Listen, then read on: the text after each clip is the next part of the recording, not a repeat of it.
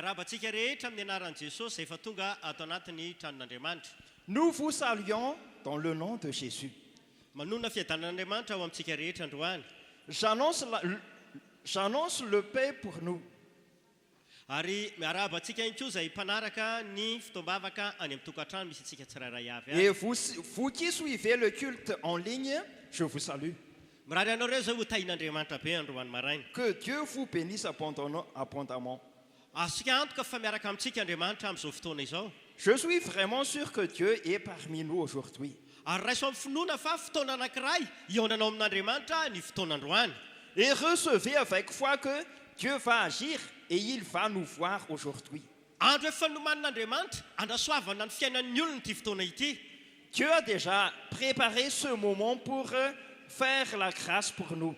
Ka na inona zavatra mety lalovanao. Donc, quel que soit ce qui se passe dans ta vie, Mety marary ianao, peut-être que tu es malade, mety ao anaty olana ianao, peut-être que tu as des problèmes, mety ao anaty tebiteby sy tahotra ianao. peut-être que tu as des inquiétudes. Androany Andriamanitra afaka hamonjy anao. Aujourd'hui, Dieu va te sauver. Andaontsika hitehaka mafy ny Tompo. Acclamons pour le Seigneur.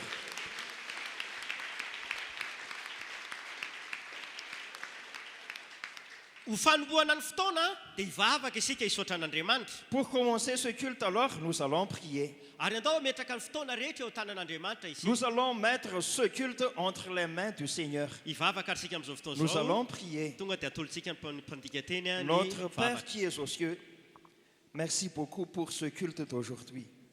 Merci pour ta grâce et ta miséricorde, Seigneur.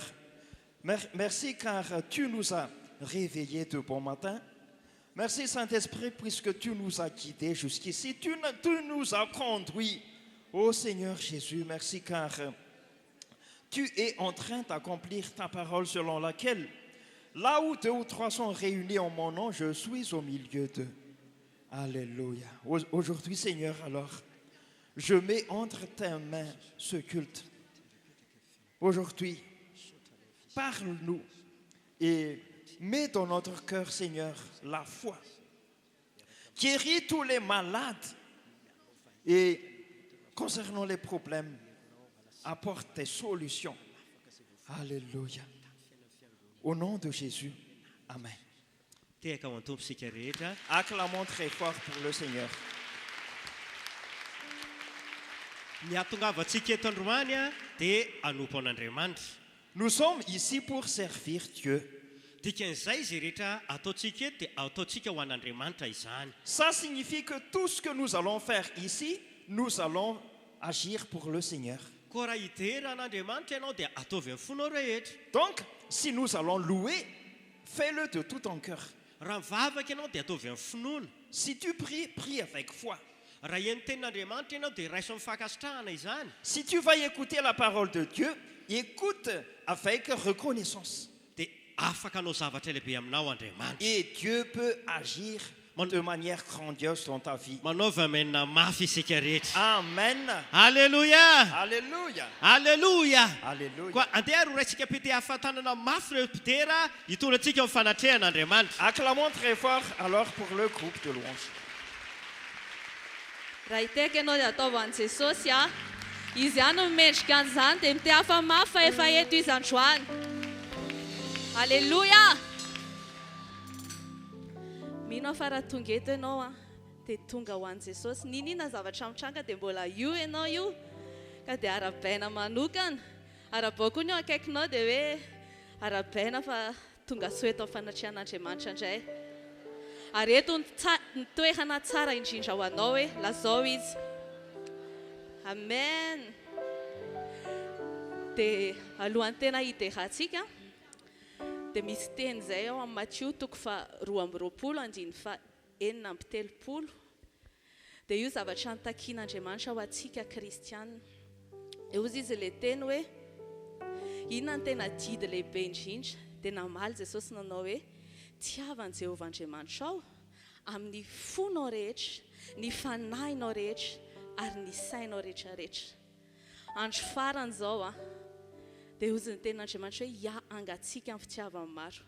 Dia ndaontsika androany andiny tena hoe ohatrany ahoana marina ny tena fitiavantsika an' Jesosy. Dia raha mety ianao dia mitsangana eo amin'ny toerana misy anao.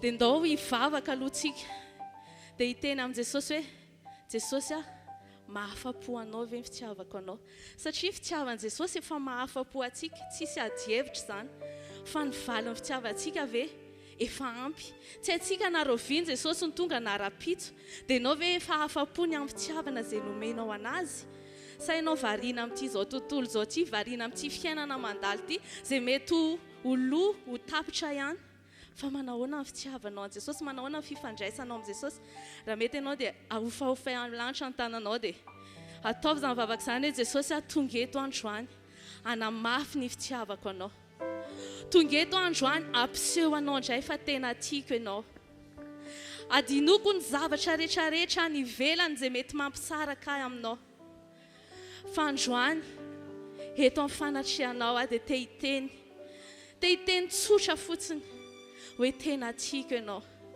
ary tsy tiako amin'ny teny fotsiny fa amin'ny asa ihany koa tiako amin'ny foko rehetra tiako amin'ny saiko rehetra tiako amin'ny fanahiko rehetra vous aussi en ligne si vous regardez aujourd'hui allons passer juste un moment de qualité avec Jésus et allons lui dire que nous l'aimons de tout notre cœur.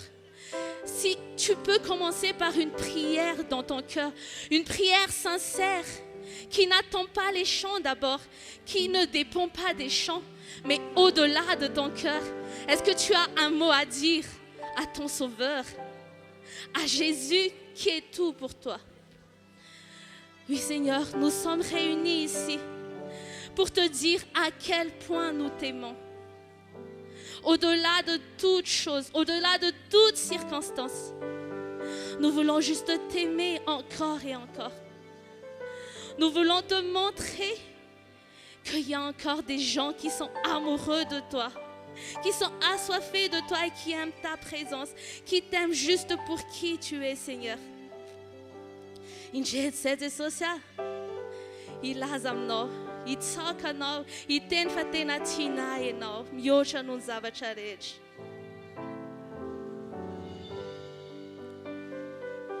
Hallelujah, hallelujah. Mamne loche no Jesus miosha nun zavacharej. Ankama minai ni mubanarej.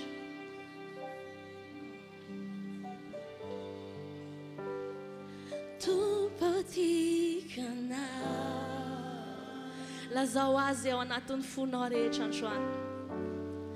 Raha misy olona tena tian'Andriamanitra eto tonga androany, dia aoka hiredareda ao anatin'ny fony ilay fitiavana.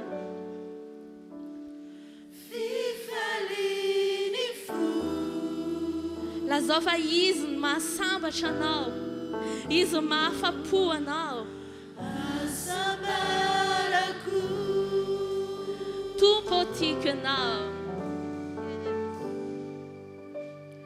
tu poti que não.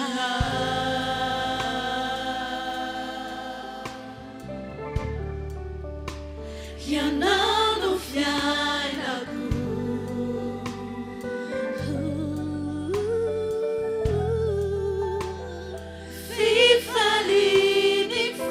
ya não faça ambarana Jesus.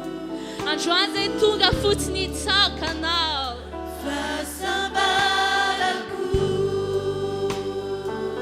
Mitsaka anao ao.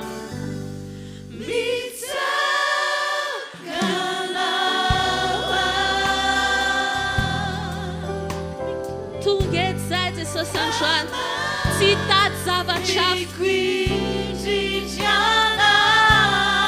fakafy fanatrehanao. Hitady anao amin'ny fona rehetra, ny saina rehetra, ny herina rehetra. Mitsaka anao ao tompo.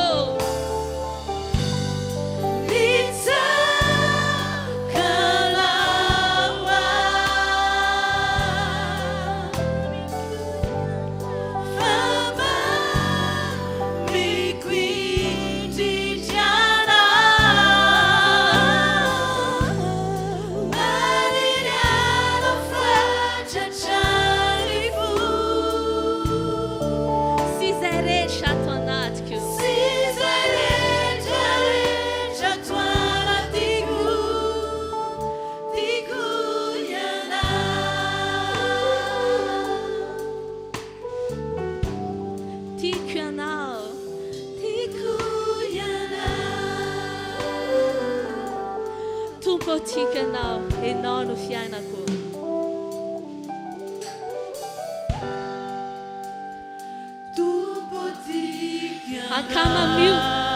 Akamamio ilay fotoana afaka ilazanao an Jesosy ny fitiavanao azy.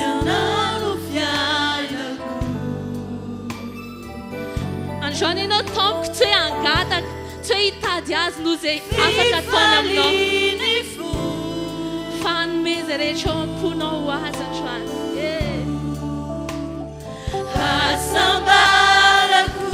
Mitsaka anao, mitsaka anao, mitsaka anao.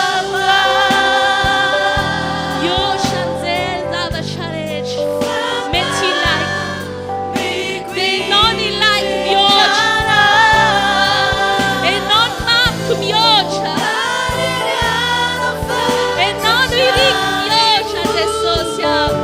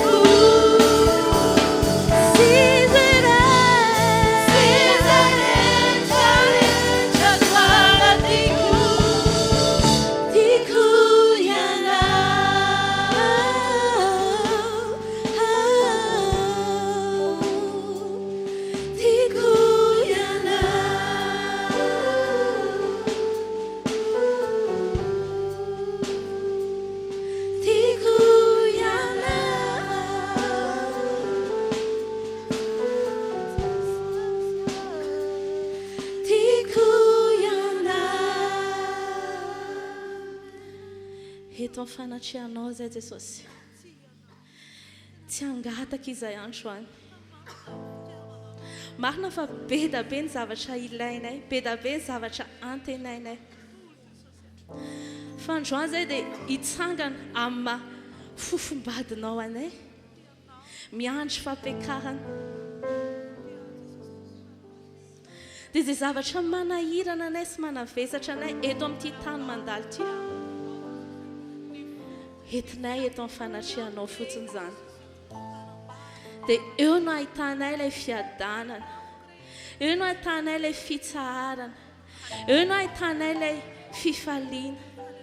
Rehefa miresaka aminao fotsiny izay, rehefa manatrika anao fotsiny izay, rehefa mifankatia aminao fotsiny izay, dia izany no fototry ny zavatra rehetra.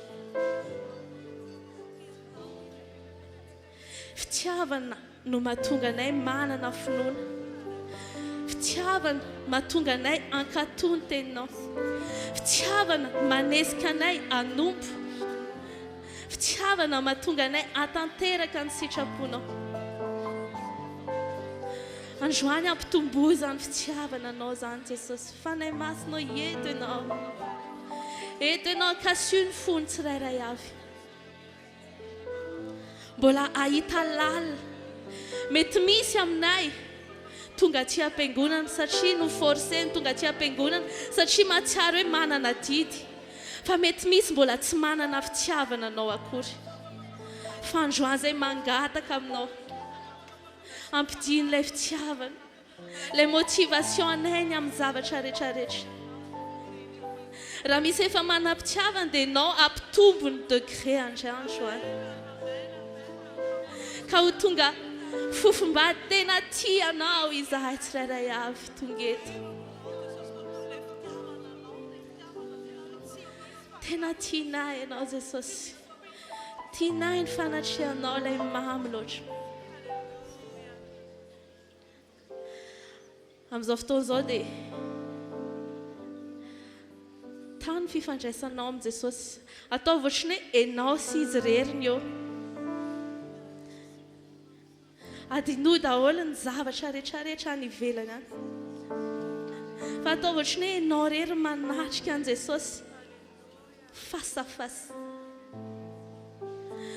Oui, toi à la maison, est-ce que tu peux juste entrer dans cette présence face à face avec le Seigneur pour avoir un moment de qualité?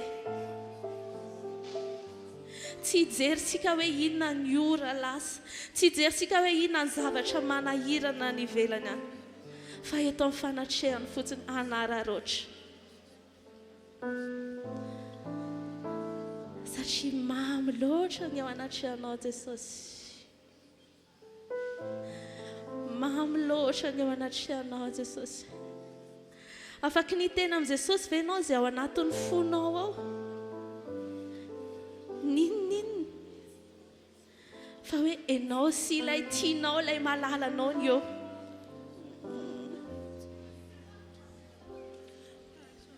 Jesosy mety hoe tsy tanteraka amin'ny fanahananao. Mety hoe mbola misy zavatra be da be mbola tokony amboarina.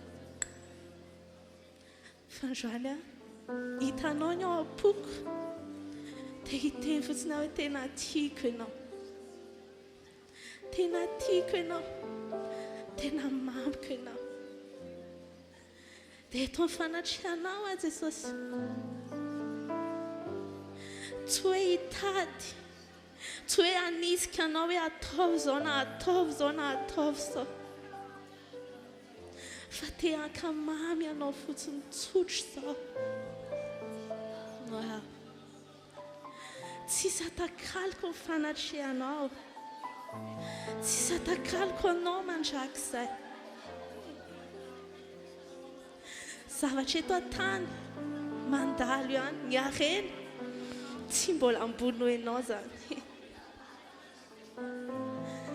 Ny fifaliana eto amin'izao tontolo izao mandalo.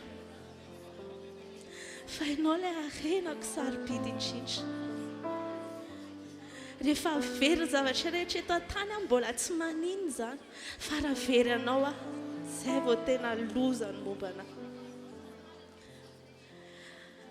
Dia androany te hiteny Jesosy hoe fikiro aza vela hiala aminao mandrakizay. Tena tiako ny anilanao. Tena mamiko ianao. Tena tiako ianao.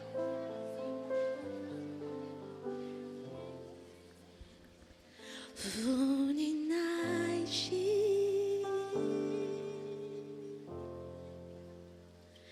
fanatrehana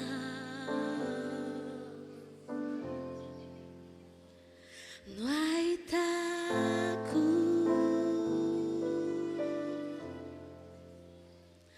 fitsarana life ity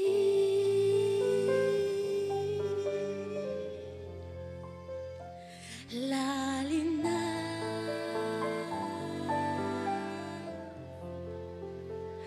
no ahitako fiadanana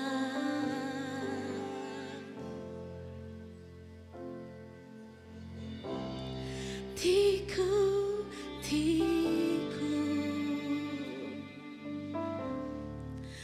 fanatreana tiako fanatreana tiako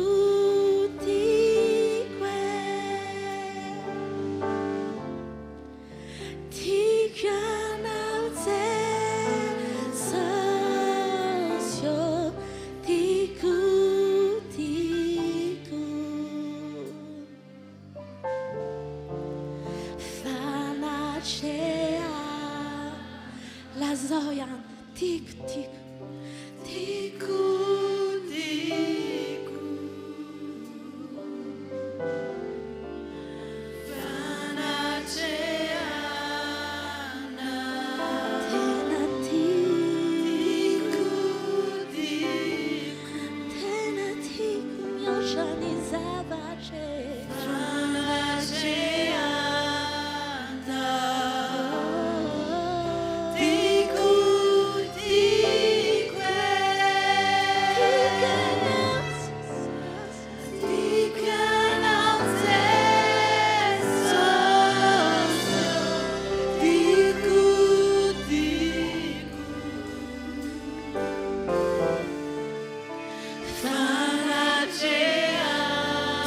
tiako fanatrehanao tiako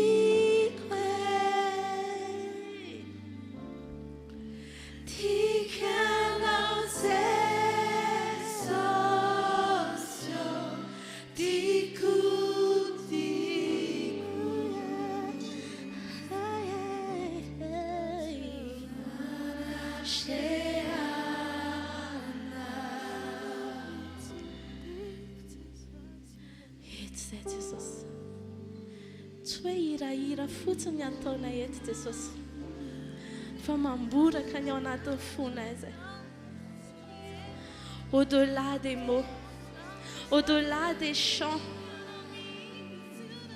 vois des cœurs assoiffés, vois des cœurs amoureux de toi Jésus,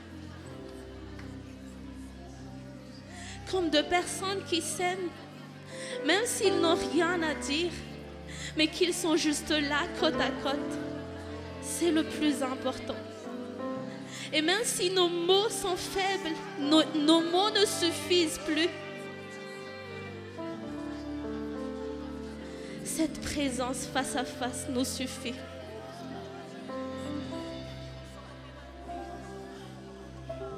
Avelao fitiavan'i Jesosy ameno anao androany. Avelao fitiavan'i Jesosy anasitrana ny fonao androany. Avelao fitiavan'i Jesosy anala ny ahiahinao, anala ny tahotra ao anatinao androany. Aoka ny fitiavan'i Jesosy fotsiny ny ameno anao.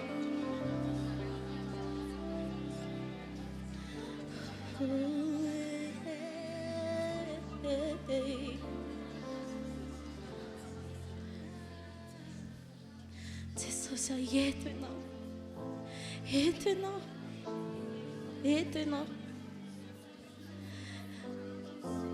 Dia tsy hitanay hoe inona ny teny ho lazaina fa ny fonay tianay omena anao.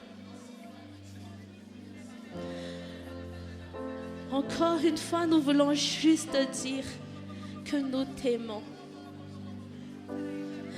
On ne sait pas quand est-ce que tu vas revenir nous prendre pour le mariage. Mais en attendant, nous voulons te prouver notre amour. Et toi, piangiasa non fa peccare Isaïe. De te amburak, de socia. Fatina ena.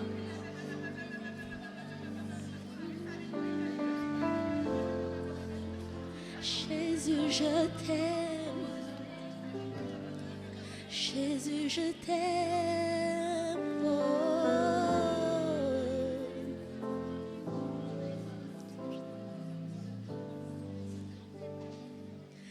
Jésus, je t'aime, je t'aime, je t'aime. Jésus, je t'aime, je t'aime, je t'aime. Jésus, je t'aime, je t'aime, je t'aime. Plus que toute chose. Doar weer naar voeten staan. Jésus, je t'aime, je t'aime, je t'aime. Jésus, je t'aime, je t'aime, je t'aime. Oui, Jésus, Jésus, je t'aime, je t'aime, je t'aime. Oui, Jésus, Jésus, je t'aime, je t'aime. Plus que toute chose. Miosha non zava, gente. Plus que toute chose. Oui, Jésus, de tout ton cœur proclame. Jésus, je t'aime, je t'aime, je t'aime. Jésus, je t'aime, je t'aime. Oui, je t'aime. Jésus, je t'aime, je t'aime, plus que toute chose. Proclame-le encore. Jésus, je t'aime. Jésus, je t'aime, je t'aime, je t'aime. Oui, Jésus, Jésus, je t'aime, je t'aime, je t'aime. Jésus, je t'aime,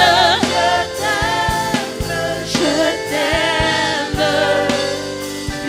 Plus que toute chose. Yeah.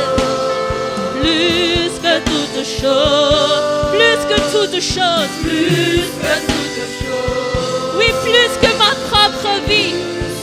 Plus que tout ce que j'aime dans ce monde. C'est toi, Jésus, que j'aime. Oh, sois le premier dans ma vie. Alléluia. Plus que toute chose. Plus que toute chose. Alléluia. Alléluia. Alléluia. Oh. Alléluia. Ratungete no anshwan. Ny tenany zany teny rehetra zany. Manahoana ny famarinana eo amin'ny fiainanao. Afaka ny teny tahaka ny Paoly ve tsika hoe Kristy ny antony haveloma. Afaka ny teny tahaka ny Paoly ve tsika hoe ataoko taimboraka ny zavatra rehetra eto ambonin'ny tany. Afaka ny laza amin'i Jesosy ve tsika fa tsy mifikitra amin'ity zavatra mandalo ty. Fa te hanamboatra ny ara-panahy eo am-piandrasana ny fiaviana. Raha mety ianao dia asandrato ny tananao dia ataovy izany vavaka izany hoe Jesosy tsy hifikitra amin'ny zavatra ny tany aho. Tsy hifikitra amin'izay zavatra mety mampiazona eto ambon'ity tany ty aho. Fa sainiko ny any ambony. Sainiko ny momba anao. ho tiaviko ny fanjakanao sy izay rehetra mombanao.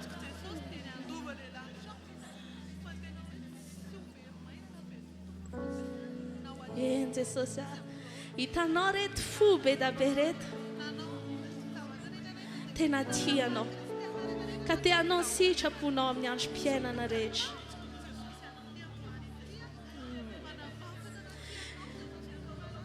Raha izay Jesosy dia ny anao ny sitraponay, nao no antony havelomanay.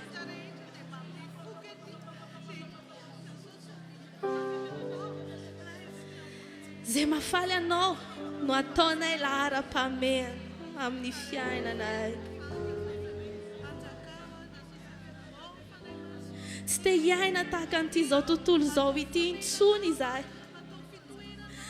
Andro farany izao dia te hifikitra aminao mafimafy mihoatra noho ny teo aloha izahay Jesosy.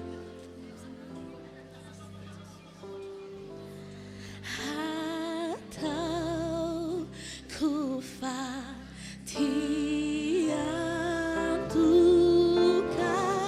ny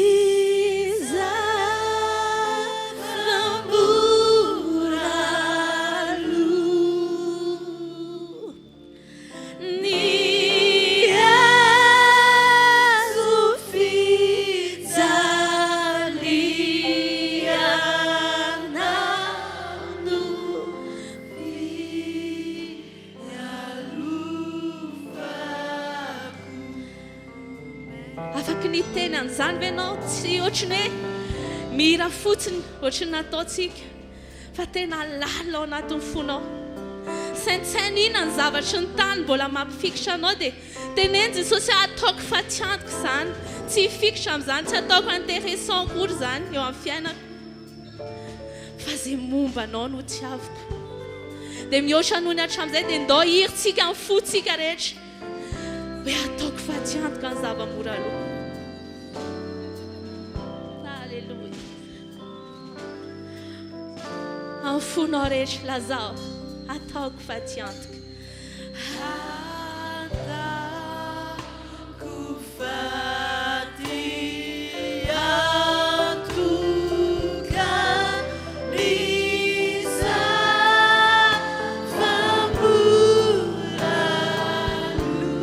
Fa ianao rery ihany no lohany amin'ny fiainana.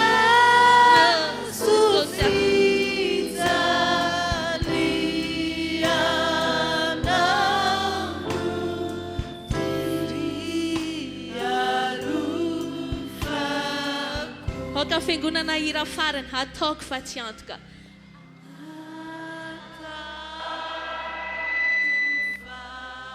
Saotra Jesosy.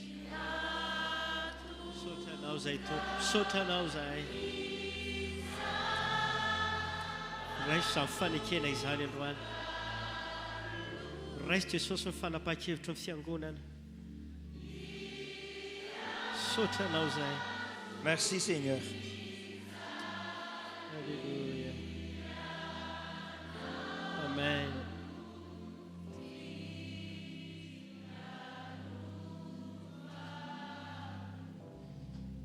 Daontsika namafy ny fanolantenantsika ho an'i Jesosy androany. Nous allons confirmer notre consécration pour le Seigneur. Tenenao amin'i Jesosy fa tsy hiala aminy ianao mandrakizay. Dis à Jésus que tu lui toujours appartiens. Tenenao amin'i Jesosy fa ampanao ny fahasoavana. Dis à Jésus que sa grâce te suffit. Ary amafiso ny fanolantenanao fa tsy hiala amin'ny ntsony ianao. Et confirme encore que tu appartiens à Jésus. Sarobidy ny fananana an'i Jesosy. Le fait d'avoir Jésus est précieux. Ny zavatra rehetra mety hiala. Toute chose peut se passer. Ny olona rehetra mety handao. Toute personne peut nous quitter. Fa Jesosy tsy miala amintsika mandrakizay. Mais Jésus est toujours avec nous. Fa vai ianao amin'izao fotoana izao. Prie maintenant. Ho antsika ny atokantrano any. Mivavaha daholo tsika rehetra. Prie. Azatsahatra ny fivavahana. Ne cessez pas de prier. Ary anao tony fotoana ivavahantsika ny atren'Andriamanitra. Profitez le temps pour prier devant le Seigneur. Iaino anao Andriamanitra androany. Dieu t'écoute aujourd'hui. Iaino ny ataentanao izy. Dieu va écouter ta soif. Ien le alehibe ny fitiavanao azy izy. Dieu va y écouter comment tu aimes le Seigneur. Androany dia fotoana anankiray anamafisana izany fitiavana an'Andriamanitra izany. Aujourd'hui, c'est un moment pour confirmer notre amour pour Dieu. Vaninandro farany izao. On est dans le dernier temps. Efa vanim-potoana farany izao. On est dans le dernier temps. Aza atao tsy ramina intsony ny fanoloran-tenanao. Donc, prie de tout ton cœur. Aza ataoko totoa ny fanomponao an'Andriamanitra. Ne sois pas nonchalant devant le Seigneur. Fikiro mafy Jesosy. Attache bien devant le Seigneur. Fikiro mafy ny tanan'Andriamanitra. Prends la main du Seigneur. Saotra Andriamanitra. Merci, Jésus. Miaino anay ianao androany. Tu écoutes notre prière Mamaly vavaka anay ianao. et tu nous exauces. Azony any tananao zay tompo. Prends notre main, Seigneur. Aza vela hiala aminao zahay. Ne laisse pas nous quitter. Na inona rivotra mitsoka. Peu importe le vent qui souffle, Na inona zavatra mitranga eto an-tany. quel que soit ce qui se passe dans notre vie, Ampo anay ianao Jesosy a. tu nous suffis, Seigneur. Sarobidy aminay ny fananana anao Jesosy. T'avoir est une grande chose pour nous. Saotra Andriamanitra. Merci, Dieu. Amin'ny anaran'i Jesosy. Au nom de Jésus. An Jesosy izay mandrakizay. Nous appartenons à Jésus. Iandry le éternellement. fampiakarana anay izahay. Nous attendons l'avènement de Christ. Misaotra Andriamanitra. Merci, Dieu. Amin'ny anaran'i Jesosy. Au nom de Jésus. Amen. Amen. Itehaka mafy isika. Acclamons très fort pour notre Lova Seigneur. aleluia mafy be ianao hoe. Alléluia. Alléluia. Alléluia. Mazahoany itoerantsika tompoko. Prenons place. Isaorana an'Andriamanitra lehibe a. Nous remercions notre Père. Ny fotoana nafahantsika nideran'Andriamanitra. Le culte est le moment de l'adoration Nafahantsika nitsoaka an'Andriamanitra ihany koa. pour que nous puissions vraiment adorer notre Père. Tsika tena mino a Nous croyons sincèrement fa misy Andriamanitra. que Dieu existe. Izy le Andriamanitra mandrakizay. Il est le Dieu éternel. Le Andriamanitra tsy mety maty Il est le Dieu immortel. fa mandrakizay ny fahasoavana. Et sa grâce est éternelle. Izy ny miaraka amintsika eto Il est androany. avec nous aujourd'hui, Amin'izao fotoana izao à cette heure-ci. aoka tena namafy ny fanohantenanao ianao. Confirme vraiment ton consécration pour le Seigneur. Tahaka ny vavaka nataontsika teo. Comme on a fait la prière tout à l'heure, Vanim-potoana sarotra izao izy ny Baiboly. on est dans les moments difficiles. Fa zao ny fotoana tokony hanehoanao fa tena tian'Andriamanitra Mais ianao. ce moment est un moment pour nous montrer notre amour pour le Seigneur. Zavatra rehetra mety hiala. Toute chose peut nous quitter. Zavatra rehetra ny olona rehetra mety andao. Toute personne peut aussi nous quitter. Fa Jesosy tsy miala aminao mandrakizay. Mais Jésus est toujours avec toi éternellement. I Jesosy tsy miala amintsika mandrakizay e. Jésus est toujours avec nous. Izy koa hiazona anao hatramin'ny farany. Et il te garde dans sa main. Ataovy amen na mafy zany. Dis Amen. Alléluia. Alléluia. Saotra ny tompo isika. Nous remercions notre Seigneur. Alléluia. Alléluia. Amin'izao fotoana izao isika Et maintenant, andaontsika hiroso ny fandarana manaraka. passons à la suite de notre rubrique. Tenin'Andriamanitra dia mampianatra. La parole de Dieu nous enseigne. Exodosy 5:35. Exode chapitre 35, verset 5. Raha dika le tenin'Andriamanitra dia manao hoe Si on traduit cette parole, ny olona rehetra izay natsapa fanotain'Andriamanitra tous ceux qui ont la sensation d'être bénis par Dieu, dia aoka hitondra fanatitra arak'izay ininy fony aby. il doit apporter des offrandes selon son cœur. Isika raha tonga teto ambonin'ny tany a Si nous sommes ici sur cette terre, dia zao ny famarinan'ny tenin'Andriamanitra. la parole de Dieu nous dit, Tsy nitondra na inona isika. nous n'apportons rien. Ny tanjakantsika tonga teto ambonin'ny tany. Nous sommes tout nus durant notre naissance. Ary raha hiala eto koa tsika Et si nous allons quitter cette terre, dia tsy mitondra na inona. nous n'apportons rien. Dia izany no midika Et cela signifie fa tsy hatsika kay ny zavatra am-pelatanantsika. que tout ce que nous avons ne nous appartenons pas. Fa Andriamanitra le tompon'ny zavatra rehetra Mais Dieu est le propriétaire de toutes choses. no nampindrana antsika izany Et il nous a emprunté ça. satria vahiny isika. Puisque nous sommes des étrangers, Ilay tompon'ny zavatra rehetra le maître de toutes choses, izy no nampindrana antsika il nous a donné mba hitantana an'le mandalo eto. Mba hitantana pour que nous puissions gérer. satria mandalo tsika no eto. Puisque nous ne sommes que des étrangers, androany ary Aujourd'hui alors, ndao hitondra fanatitra isika nous allons apporter des offrandes. ataovy amin'ny fona rehetra izany Fais-le de tout ton cœur. ataovy hoe amen Dis Amen.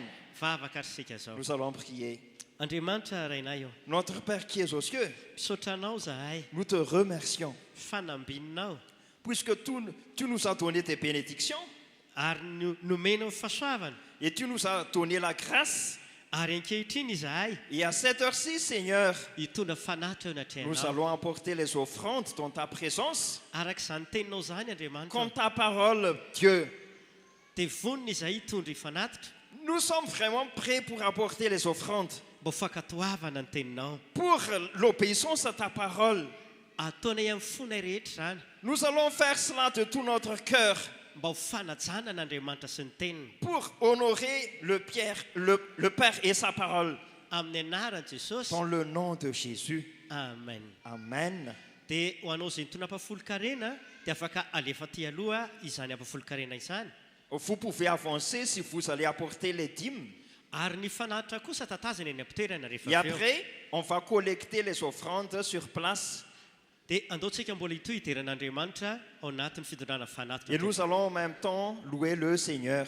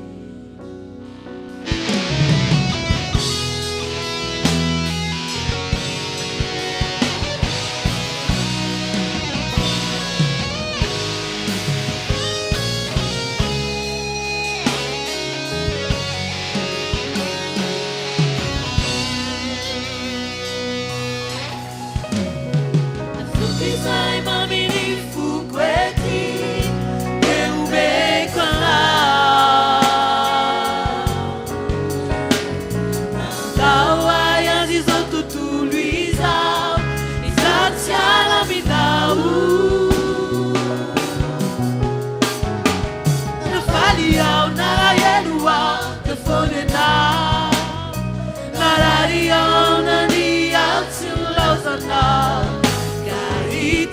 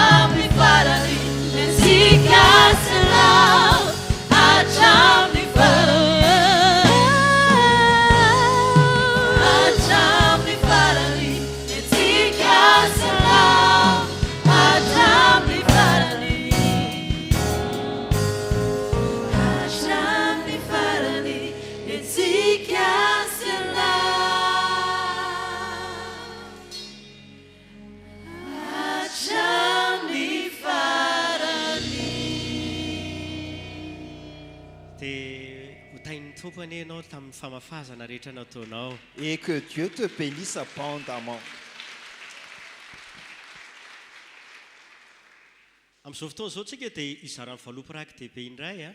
À présent, nous allons distribuer l'enveloppe spéciale et nous allons les rendre dimanche qui vient.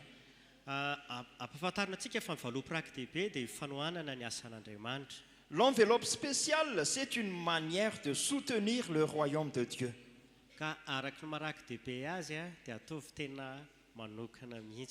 Alors, je t'invite à donner beaucoup.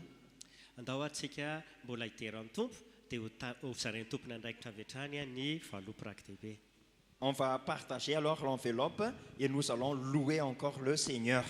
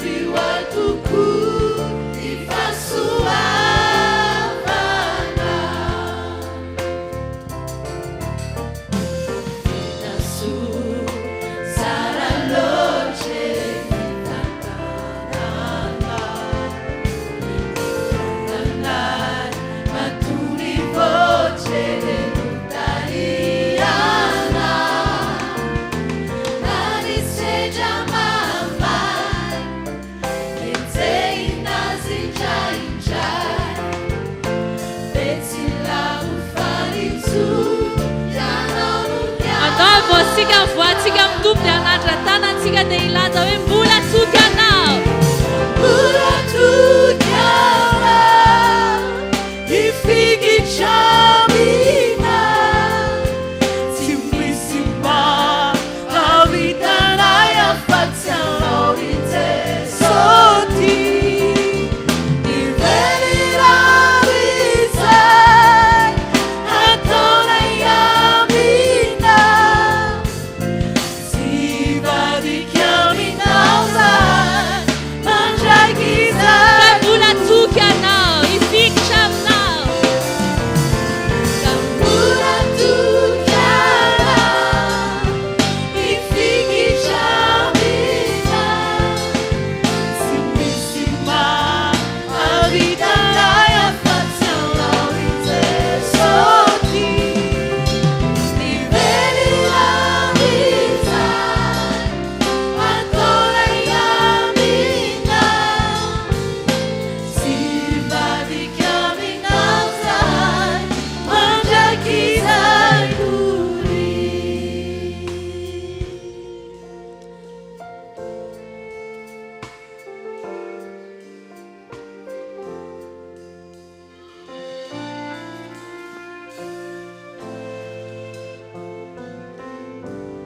Misaotra an'Andriamanitra isika ny amin'izay rehetra efa nitondrany tompo antsika teo. Nous remercions Dieu pour tout ce que nous avons fait tout à l'heure. Amin'izao fotoana izao tsika dia efa madiva ian'ny tenin'Andriamanitra. Maintenant, nous allons écouter la parole de Dieu. Raha ian'ny tenin'Andriamanitra isika androany a, Si nous écoutons la parole de Dieu aujourd'hui, aoka tsy izay tiantsika henona no mampangetahetatsika, que nous n'ayons pas soif d'écouter seulement ce que nous voulons entendre, fa izay tian'Andriamanitra ho lazaina amintsika ny tena mahasoa antsika indrindra. mais ce que Dieu veut nous dire, c'est ce qui nous apporte vraiment du bien. Fa raha nona sy mangetaheta ny tenin'Andriamanitra ianao, Mais si tu as faim et que tu as soif de la parole de Dieu, dia hitondra fiainana ao antsika rehetra ny tenin'Andriamanitra. la parole de Dieu va nous donner la vie. Laoary a mahazo ny toerana ianareo. Vous pouvez prendre place. Hivavaka isika ary a ho an'ny tenin'Andriamanitra. Nous allons maintenant prier pour la parole de Dieu. Hivavaka isika amin'izao fotoana izao. Nous allons prier. Père éternel, nous te remercions pour ce moment précieux dans ta présence. Merci pour l'occasion que tu nous donnes aujourd'hui d'écouter ta parole. Nous t'invitons, Saint-Esprit, à ouvrir nos cœurs, nos oreilles, notre intelligence, pour que nous puissions recevoir ta parole avec foi. Que chaque vie ici présente soit touchée par ta puissance, que chaque mot prononcé soit une semence de vie, de victoire, de guérison et de bénédiction. Nous brisons toute barrière et toute distraction au nom de Jésus. Et nous remettons entièrement ce temps entre tes mains, Seigneur. Nous déclarons que c'est toi seul qui parleras et à toi seul reviendra toute la gloire. Au nom de Jésus, nous avons prié. Amen. Amen. Amaky tenin'Andriamanitra ary isika amin'izao fotoana izao a, Nous allons maintenant lire la parole de Dieu ao amin'ny Josoa toko voalohany andiny fahadimy, dans Josué chapitre 1, verset 5. dia Hébreu toko fahatelo amby folo a andiny fahadimy. Hébreu chapitre 13, verset 5. Averiko a ny tenin'Andriamanitra hovakitsika androany. Je répète la parole de Dieu que nous allons lire aujourd'hui. Josoa toko voalohany a andiny fahadimy. Josué chapitre 1, verset 5. Hébreu a toko fahatelo amby folo andiny fahadimy. Hébreu chapitre 13, verset 5. Hovakiko amin'ny teny malagasy a, dia avy eo ho adika amin'ny teny frantsay a ilay izy. Hovakiko ary ny amin'ny teny malagasy.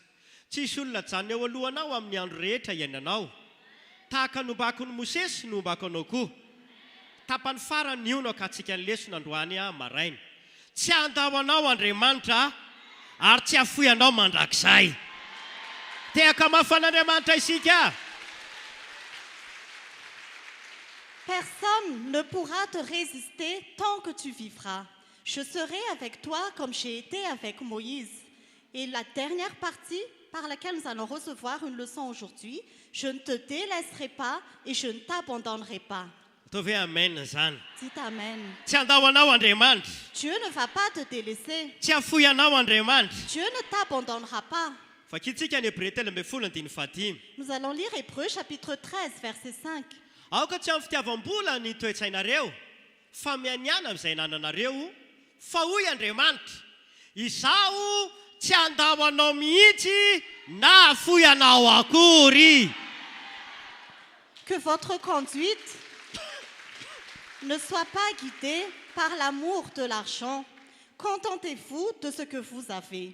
En effet, Dieu lui-même a dit, je ne te délaisserai pas et je ne t'abandonnerai pas. Ny lohahevitra ianarantsika amin'ity anio ity a Le thème de ce jour, dia ampitondraintsika ny lohahevitra hoe tsy manary ny olona mandrakizay Andriamanitra. c'est ceci, Dieu n'abandonne jamais son peuple. Averiko, tsy manary anao mandrakizay Andriamanitra. Je répète encore, Dieu ne t'abandonnera jamais.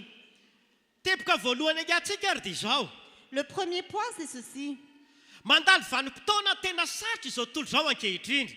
Ce monde traverse des temps vraiment difficiles actuellement. Ary mandalo zavatra tena mahaverevitra sy mampivarahontsana tanteraka. Nous traversons des moments où nous sommes vraiment désespérés et dans la détresse. Aza adino ihany koa anefa ry fiangonana. Mais n'oubliez pas, chère assemblée, Fa vaninandro mila tena tsapahantsika ny mazava-dehibe ny fiarahana amin'Andriamanitra izao. que c'est maintenant aussi un temps où nous devrons vraiment réaliser l'importance de marcher avec Dieu. Averiko fanondroany. Je répète une deuxième fois, Vaninandro mila tena antsapahantsika ny mazava-dehibe ny amin'ny fiarahana amin'Andriamanitra izao vanim-potoana misy antsika izao. le temps où nous sommes actuellement, c'est un temps où nous devrons vraiment réaliser l'importance de marcher avec Dieu. Rehefa tsy fantatry ny olona ny asarobidin'ny fiarahana amin'Andriamanitra, Quand on ne connaît pas le fait que marcher avec Dieu est vraiment précieux, dia mora kivy izy, on est dans le découragement, mora verin-dalana izy, on rebrousse chemin ary very mifataki ny hoe miady rery izy eo amin'ny fiainana. et on croit que nous luttons seuls dans la vie. Fa androany nefa dia ampahirezina isika. Mais aujourd'hui, je vous encourage. Sarobidy ny ahafantarantsika C'est vraiment précieux de savoir fa tsy mandao antsika Andriamanitra que Dieu ne nous délaisse pas sady tsy mafoy antsika mihitsy. et il ne nous abandonne pas. Averiko fandroany. Je répète une deuxième fois, Tsy mandao antsika Andriamanitra Dieu ne nous délaisse pas sady tsy mafoy antsika mihitsy. et il ne nous abandonne jamais. Noho izany aza, C'est pourquoi, tandremy ianao so mihevitra hoe fais attention de ne pas penser so efa niala tamiko ary Andriamanitra. que peut-être que Dieu m'a déjà quitté, Anona sao dia efa mba nafony ary izaho ty, peut-être qu'il m'a déjà délaissé, satria ohatra ny feno olana, parce que je suis remplie de problèmes ohatra ny tsy mety afaka ady mihitsy. et je suis toujours dans des combats sans issue. Ary indraindray heverina fatahaka ny hoe tsy mamaly vavaka anao Andriamanitra. Et parfois tu penses que Dieu n'exauce pas tes prières Ary zany ny heveranao fa nandao anao izy. et tu penses qu'il t'a délaissé. Eno zao famarinana izao. Écoute bien cette vérité. Andriamanitra dia eo foana izy ary tsy miala amintsika izany. Dieu est toujours présent et il ne nous délaisse jamais. Ataovy ameninao mafy zany. Dites Amen très fort. Averiko fandroany. Je répète une deuxième fois. Andriamanitra dia eo foana Dieu est toujours présent ary tsy miala amintsika izany mihitsy izy. et il ne nous délaisse jamais. Mety mandao anao ny olona, Peut-être que les hommes te délaissent. mety mandao anao ny havana akaiky, Peut-être que ta famille proche t'ont délaissé. na ny olona mety ny laza fa tena tianao aza. Ou peut-être les personnes qui disent qu'ils t'aiment vraiment. Ny olona indraindray mety mivadika.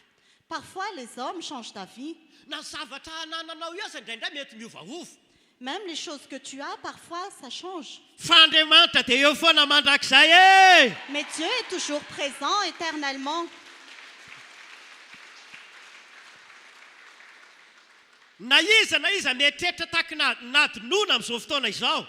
Quiconque pense pendant ce culte, Na iza mietreritra tahaka ny hoe nilozan'ny olona maro amin'izao fotoana izao. quiconque pense que plusieurs personnes l'ont abandonné aujourd'hui, Misy anankiray tena goavana tsy ala eo akaikinao mihitsy mandrakizay.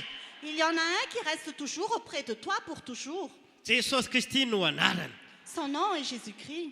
Tsy mandao antsika Andriamanitra Dieu ne nous délaisse pas ary tsy mafoy antsika mihitsy. et il ne nous abandonne jamais. Voalohany ary, Premièrement, ndao jerevantsika ny hoe tsy manadino Andriamanitra. nous allons voir que Dieu ne nous délaisse pas. Averiko ihany, Je répète encore, ny hojerevantsika voalohany dia hoe tsy manadino antsika Andriamanitra. nous allons d'abord voir que Dieu ne nous délaisse pas. Indraindray ny olona mety manadino. Parfois, les hommes nous oublient. ohatra hoe ny havana Par exemple, nos parents ny namana akaiky ou nos amis proches, ny mpiara-miasa nos collègues, ny mpiara-mianatra nos amis à l'école na ny mpiara-monina ou alors nos voisins. dia mety manadino Ils peuvent nous oublier, eny fa na dia ry olona nasianao soa azy même si tu leur as fait du bien. mety manadino anao ny hafa e Peut-être que les autres t'oublient satria izay maha-olombelona anazy parce que ce sont des êtres humains. firifiry amintsika mety nanampy olona Combien d'entre nous avons été quelqu'un? firifiry amintsika mety nanisy ho namana mihitsy azy Combien d'entre nous avons déjà fait du bien à nos amis? fa ny zavatra mahagaga amin'ny olombelona dia izao Mais ce qui est étonnant avec les êtres humains, c'est ceci. rehefa nilamina amin'ny fiainany Quand leur vie est dans le calme, rehefa tafavoaka izy quand ils ont réussi, dia adinony ianao ils t'oublient. fa androany kosa ny miteny aminao Mais aujourd'hui, je te dis, andriamanitra tsy manadino zany e Dieu ne nous oublie pas. afaka manadino ny havana Tes parents peuvent t'oublier, afaka manadino ny namana tes amis peuvent t'oublier, afaka manadino ny mpiara-miasa tes collègues peuvent t'oublier, afaka manadino izay nasianao soa les personnes à qui tu as fait du bien peuvent t'oublier. fa andriamanitra tsy hanadinanao mandrakizay Mais Dieu ne t'oublie jamais. andriamanitra ho atsy hanadinantsika mandrakizay Dieu ne nous oublie jamais. ny tenin'andriamanitra dia milaza amintsika mazava La parole de Dieu nous dit clairement, romanina toko vavalo andiny valo amin'ny telopolo sy sivy amin'ny telopolo Romains chapitre 8, versets 38 et 39. vakitsika amin'ny anaran'i jesosy ny tenin'andriamanitra Nous allons lire au nom de Jésus la parole de Dieu. fa mahatoky aho fa na fahafatesana na fiainana na anjely na ireo fanapahana na zavatra ankehitriny na zavatra ho avy na hery na ny ambony na ny ambany na inona amin'izao zavatra rehetra izao dia tsy ahasaraka atsika amin'ny fitiavan'andriamanitra izay ao amin'ny Kristy Jesosy tompontsika. En effet, j'ai l'assurance que ni la mort, ni la vie, ni les anges, ni les dominations, ni les choses présentes, ni les choses à venir, ni les puissances, ni la hauteur, ni la profondeur, ni aucune autre créature ne pourra nous séparer de l'amour de Dieu manifesté en Jésus-Christ notre Seigneur. Ny tenin'Andriamanitra ambara amintsika dia izao Ce que la parole de Dieu veut nous dire, c'est ceci. lehibe ary tena manan-danja ilay fitiavan'Andriamanitra atsika L'amour de Dieu est très grand et a vraiment beaucoup d'importance.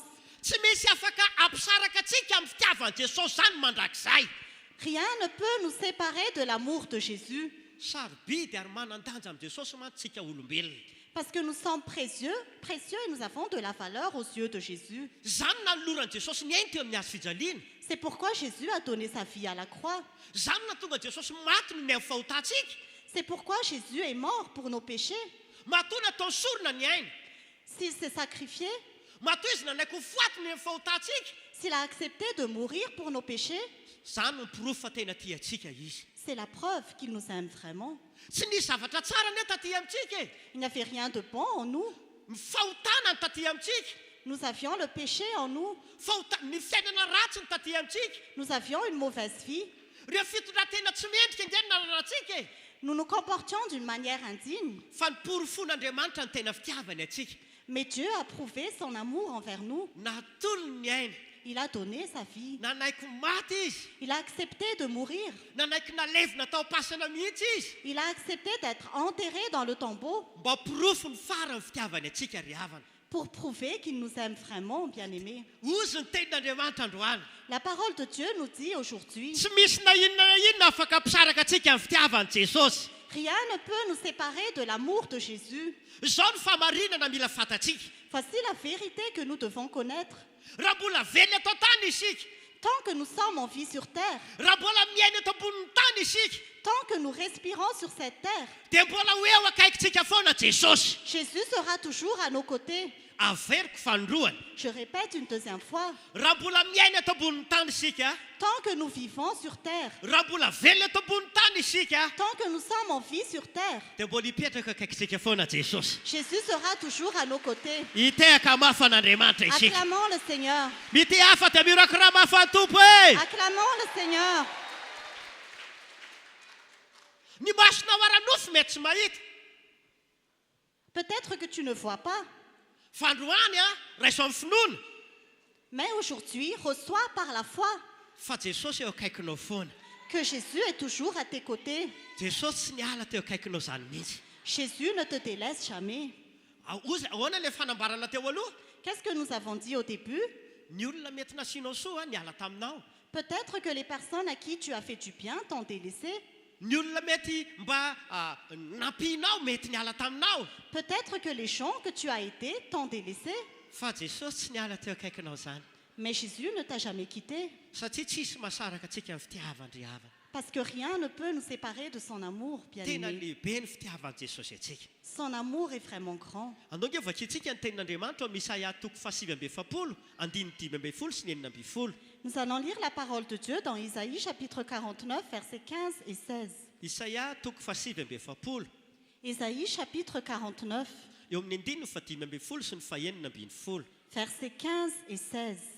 amin'ny anaran'i jesosy izao mivaky ny tenin'andriamanitra Au nom de Jésus, voici ce qui est écrit. mety manadininy zana amin'ony va ny vehivavy ka tsy hamindra fo amin'ny zanaka naloko ny kibony eny mety manadino ihany izy fa izaho kosa tsy mba manadino anao indra fa vitako tombo-kavatsy eo ampelantanako ianao ary mandanao eo anatrehako mandraka hariva tehaka mafany tomposika Une femme oublie-t-elle l'enfant qu'elle allaite? N'a-t-elle pas compassion du fils qui est sorti de son ventre? Même si elle l'oubliait, moi, je ne t'oublierai jamais. Vois, je t'ai gravé sur mes mains, tes murailles sont constamment devant moi. ny tenin'andriamanitra dia mametraka fanontaniana hoe mety manadino ny zana amin'ony ve mivehivavy ka tsy hamindra fo amin'ny zanaka naloko ny kibony La parole de Dieu nous pose ici une question. Une femme oublie-t-elle l'enfant qu'elle allaite? N'a-t-elle pas compassion du fils qui est sorti de son ventre? dia izao mivaly le tenin'andriamanitra hoe eny mety manadino ny zana ny vehivavy Et voici la réponse dans la parole de Dieu. Oui, une femme peut oublier son enfant. ary trangam-piainana efa fahita matetika zany Et nous le voyons souvent. firy ireo olona manala zaza Combien d'enfants, combien de personnes avortent? firy ireo olona manary ny zanaka naloko ny kibony Combien de personnes jettent leur enfant? firy ireo zanaka firy ireo ray aman-dreny mety tena hoe misy fotoana kapohany tena marary ny zana no zavatra kely tsy dia manao ahoana Combien de parents ont frappé leurs enfants pour une quelconque raison? ekena hoe mety narary azy tokoa iny zanaka iny tamin'ny fotoana niterahany azy C'est vrai que cette personne a peut-être eu une douleur quand elle a enfanté son enfant. fa be dia be ny ray aman-dreny mety sa manary ny zanany na manadino ny zanany Mais beaucoup de parents osent délaisser leur enfant ou oublier leur enfant. tato anatin'ny baiboly zao nahitantsika tantara anankiray Dans cette Bible, nous voyons une histoire. hoe rehefa tao anaty mosary mafy ny vahoaka tamin'izany fotoana izany Que quand le peuple était dans une grande famine à cette époque, dia no zava-misy enatry endry zareo à cause des circonstances qu'ils ont affrontées, dia sahan'le renim-pianakaviana anankiroa mihitsy mifanaraka hoe ndao hohanina ny zanakitsika deux mères ont décidé de manger leur enfant. zany zany no midika fa mety manadino ny zanaka nalaoko ny kibo ny vehivavy Cela signifie qu'une femme peut oublier l'enfant qui est sorti de son ventre. na dia reny mitondra tao am-bokan'ilay zanany azy izy dia samy manadino ny zanany Même si elle a porté son enfant dans son ventre, elle ose oublier son enfant. samy manary ny zanany Elle ose jeter son enfant. fa ny mampahery sy mahafinaritra dia izao Mais ce qui est encourageant et agréable, c'est ceci. le raintsika ara-panahy Notre Père spirituel, le andriamanitra ivavahantsika le Père que nous adorons, dia izy tsy mandao antsika mihitsy il ne nous délaisse jamais. izy tsy mahafoy antsika mandrakizay e Il ne nous abandonne jamais. na inona sedram-piainana lalovanao Quelles que soient les épreuves que tu affrontes, dia tsy hiala eo akaikinao zany andriamanitra il ne va jamais te délaisser.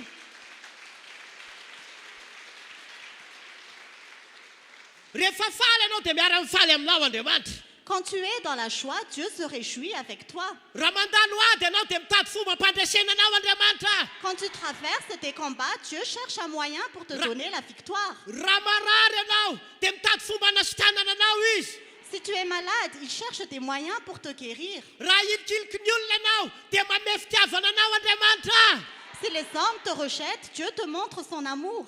hoy aminao androany tsy manadina anao andriamanitra Je te dis aujourd'hui, Dieu ne t'oublie pas. tandeha ianao mihevitra hoe sao dia tsy miheno antsony izy Ne pense pas que Dieu ne t'écoute plus na hoe sao dia tsy eo akaiko tsony Andriamanitra ou que Dieu n'est plus à tes côtés. fa androany amin'ny laza aminao Mais aujourd'hui, je te dis, tsy manadino Andriamanitra Dieu ne t'oublie pas. ny vehivavy mety manadino ny zanany Les femmes peuvent oublier leur enfant. ny ray aman-dreny mety mafoy ny zanany Les parents peuvent abandonner leur enfant. indrindra amin'izao andro sarotra lalovany zao tontolo zao Surtout dans ces temps difficiles que nous traversons. ray aman-dreny manary zanaka Les parents délaissent leur enfant. ny zanaka manao tsinitsinina ray aman-dreny Les enfants font n'importe quoi avec leurs parents. zany ny zavatra misy amin'izao vanim-potoana misy atsika izao C'est ce qui se passe actuellement. fa ny mahafinaritra dia ity Mais ce qui est agréable, c'est ceci. Andriamanitra tsy manadino zany Dieu ne nous oublie pas. itsika sainao le zanaka tena tiany indrindra Toi et moi, il nous aime. le tsy afony Andriamanitra mandrakizay Il ne nous abandonne jamais. le tsy adinon'Andriamanitra mandrakizay Il ne nous oublie jamais. noho izany ary amin'ity tapany voalohany ity C'est pourquoi, selon cette première partie, raiso ny famarinana reçois cette vérité. tsy manadino Andriamanitra Dieu n'oublie pas. tsy manadino Andriamanitra Dieu ne t'oublie pas. amen Amen. noho izany amin'ny tinako iny tapany voalohany iny C'est pourquoi, dans cette première partie, na iza na iza mety nadinon'ny olona quiconque a été oublié par les hommes, na iza mety nivadian'ny olona ka nafony quiconque a été rejeté par les hommes, ndao ifikitra hitodika amin'Andriamanitra accrochons-nous à Dieu et tournons vers Dieu nos regards. andao mbola hiankina amin'Andriamanitra indray Appuyons-nous sur Dieu, fa izy tsy manadino atsika izany parce que lui, il ne nous oublie pas. amin'izao vanim-potoana lalovantsika izao a À notre époque actuelle, ho eo akaikitsika foana ny Andriamanitra que Dieu soit toujours à nos côtés, hiaraka amintsika foana ny Andriamanitra que Dieu soit toujours avec nous. ny mahafinaritra dia izao Ce qui est agréable, c'est ceci. ary ny tena mampahery Et ce qui est vraiment encourageant, rehefa eo akaikitsika Andriamanitra quand Dieu est à nos côtés, rehefa tsy manadino atsika Andriamanitra quand Dieu ne nous oublie pas, dia ho karakarainy daholo amin'ny fiainantsika il s'occupe de notre vie. ohatra ny hoe amenna moramora e Acclamez plus fort. manaova amenna mafy e Dites Amen très fort. ho karakarain'Andriamanitra ny ara-panahy Dieu s'occupe de notre vie ho spirituelle. karakarain'Andriamanitra ny tokantranonao Dieu s'occupe de ton foyer. ho karakarain'Andriamanitra ny taranaka rehetra Dieu t'occupe de sa ho descendance. karakarain'Andriamanitra ny fahasalamana Dieu s'occupe de ta santé. ho karakarainy hatramin'ny fananao ka izy fiarovana manodidina Il s'occupe de toi et il met une protection autour de toi. manaova amenna mafy ianao Dites Amen très fort. feno tahotra ny olona Les gens sont remplis de peur. feno tepitepy ny olona amin'izao fotoana izao Les gens sont remplis de crainte actuellement. satria inona ny antony Pourquoi? satria very fa mandeha irery izy Parce qu'ils pensent qu'ils luttent seuls. fa androany kosa ny kristianina Mais aujourd'hui, chers chrétiens, dia mila mahalala tsara mihitsiny a nous devons tous savoir fa Andriamanitra tsy manadino azy que Dieu ne nous oublie pas. tsy manadino atsika Andriamanitra Dieu ne nous oublie pas. rehefa fantatra fa tsy manadino Andriamanitra Quand tu sais que Dieu ne t'oublie pas, dia ataovy lavitra anao ny tahotra enlève la peur de toi. ataovy lavitra anao ny tebiteby Éloigne de toi les craintes. ataovy lavitra anao ny fanahiny Éloigne de toi les inquiétudes. fa itsika sainao le zanaka tsy ho adinoana mandrakizay Car nous sommes ses enfants et ne nous oublie jamais. ny dikany hoe tsy manadino Andriamanitra Ce que ça signifie que Dieu n'oublie dia pas, ho tsarona foana isika rehetra c'est-à-dire qu'il se souvient toujours de nous. averiko ihany Je répète encore, ny dikany hoe tsy manadino Andriamanitra ce que cela signifie que Dieu ne nous oublie pas, dia ho tsarona foana ianao amin'ny fotoana rehetra c'est qu'il se souvient toujours de toi en tout temps. ataovy hoe amen zany Dites Amen. alleloia Alléluia. faharoa Deuxièmement, tsy manary Andriamanitra Dieu ne nous rejette pas, na dia mety nanao fahadisoana aza isika même si nous avons commis des erreurs. eno tsara amin'ity tapany faharoa ity Écoute bien cette deuxième partie. tsy miantso anao akory ny hoe manaova izay tianao atao Je ne te dis pas de pécher ou de faire tout ce que tu veux faire. tsy mampirisika anao hoe andana manota Je ne t'encourage pas à pécher, fa taka le zanaka tao an-trano ihany io mais c'est comme l'enfant qui était dans la maison. notazaina izy Il a été éduqué, nobeazina izy il a grandi. natoro ny fomba rehetra mety tsara izy On lui a montré tout ce qu'il devait faire. fa indraindray izy mety nanao fahadisoana Mais parfois, il peut commettre des erreurs. fa tsy midika izany nanao diso isanandro izy Mais cela ne signifie pas qu'il commet toujours des erreurs. dia izay no ianarantsika amin'ity tapany faharoa ity Et c'est ce que nous allons voir dans cette deuxième partie. tsy manary Andriamanitra Dieu ne nous rejette pas. na mety nanao fahadisoana ary itsika Même si nous avons commis des erreurs. ho jerevantsika le ohatra ao anatin'ny baiboly Nous allons voir l'exemple dans la Bible. ao amin'ny Genesis toko fahatelo Dans Genèse chapitre 3, dia ao amin'ny andininy fahavalo verset 8 ka hatramin'ny andininy fahasivy jusqu'au verset 9. Genesis toko fahatelo Genèse chapitre 3, dia amin'ny andininy fahavalo sy ny fahasivy versets 8 et 9. no ohatra ho jerevantsika dia ny tantara ny Adama sy Eva Nous allons voir l'exemple d'Adam et Ève. vakina amin'ny anaran'i Jesosy ny tenin'Andriamanitra Nous allons lire au nom de Jésus la parole de Dieu. ary nandrehan'i Jehovah Andriamanitra nitsangatsangana teo amin'ny say izy rehefa ho hariva ny andro ary raha rehilahy sy ny vadiny niery ny tavan'Andriamanitra tao anatin'ny hazo tao amin'ny say ary Jehovah Andriamanitra dia nianto andra lehilahy ka nanao taminy hoe aiza moa ianao. Quand ils entendirent la voix de l'Éternel Dieu en train de parcourir le jardin vers le soir, l'homme et sa femme se cachèrent loin de l'Éternel Dieu au milieu des arbres du jardin. Cependant, l'Éternel Dieu appela l'homme et lui dit, « Où es-tu » Averiko ihany tsy manary Andriamanitra. Je répète encore, Dieu ne nous rejette pas. I Adama sy Eva ilay olona izay niforon'Andriamanitra voalohany Adam et Ève ont été créés par Dieu dia napetraka Andriamanitra hitoetra tao amin'ny say Edena izy mivady. et Dieu les a mis dans le jardin d'Éden. Isan'andro Andriamanitra dia tonga namangy an'izy ireo tao foana. Chaque jour, Dieu les a visités. Tonga nikarakara amin'ny fiainan'izy ireo Andriamanitra. Dieu s'occupait de leur vie. Tonga nampahery an'izy ireo Andriamanitra. Dieu les encourageait. Ny nampalahelo nefa ndray andro Mais ce qui est malheureux, c'est qu'un jour, nandika ny tenin'Andriamanitra Adama sy Eva. Adam et Ève ont désobéi à Dieu. Nanota teo anatrehan'Andriamanitra izy ireo. Ils ont péché devant Dieu. Zavatra nitranga tamin'ity tantara ity a Ce qui s'est passé dans cette histoire, rehefa natsapy Adama sy Eva fa nanota tamin'Andriamanitra quand Adam et Ève se sont rendus compte qu'ils ont péché devant Dieu, dia ozy ny soratra masina hoe niafina an'Andriamanitra izy mivady. la parole de Dieu dit qu'ils se sont cachés devant Dieu. Sokafako mivony teny androany. J'ouvre la parenthèse aujourd'hui. Ny fahotana dia tonga mampisaraka ny olombelona sy le Andriamanitra mpamorona azy. Le péché sépare l'homme de Dieu. Izany indrindra ny hitomako antsika tandremo sao manota amin'ny mazanak'Andriamanitra antsika. C'est pourquoi je vous incite à ne pas pécher en tant qu'enfant de Dieu. Rehefa zanak'Andriamanitra isika, Quand nous sommes enfants de Dieu, rehefa tonga olon'Andriamanitra isika, quand nous sommes devenus hommes ou femmes de Dieu, dia mila misaraka tanteraka amin'ny fahotana. nous devons vraiment nous éloigner des péchés. Isaia 7:10 dia milaza Ésaïe 49 dit, ny fahotana dia mampisaraka ny olona sy Andriamanitra. le péché sépare l'homme de Dieu. Akatoko ilay fonteny. Je ferme la parenthèse. Rehefa nanomboka niafina ny tavan'Andriamanitra izy mivady, Quand ils ont commencé à se cacher de la face de Dieu, tsy hoe navelan'Andriamanitra tany izy zany hoe zany nareo very ihany. ce n'est pas que Dieu les a délaissés et les a laissés là où ils sont. Fa amin'ny Genesis toko fahatelo andininy fahasivy Mais dans Genèse chapitre 3, verset 9, dia nitady an'izy ireo Andriamanitra. Dieu les a cherchés. Zao ny farazan'ny soratra masina. Voici ce que la parole de Dieu dit. Aiza moa ianareo teo? Où êtes-vous? Izany no milaza izany. Cela signifie, Midika io tenin'Andriamanitra io cette parole de Dieu signifie fa Andriamanitra kay tsy manary atsika. que Dieu ne nous rejette pas, Na dia misy fotoana ary mety nanao fahadisoana teo anatrehany isika. même si parfois nous commettons des erreurs devant lui.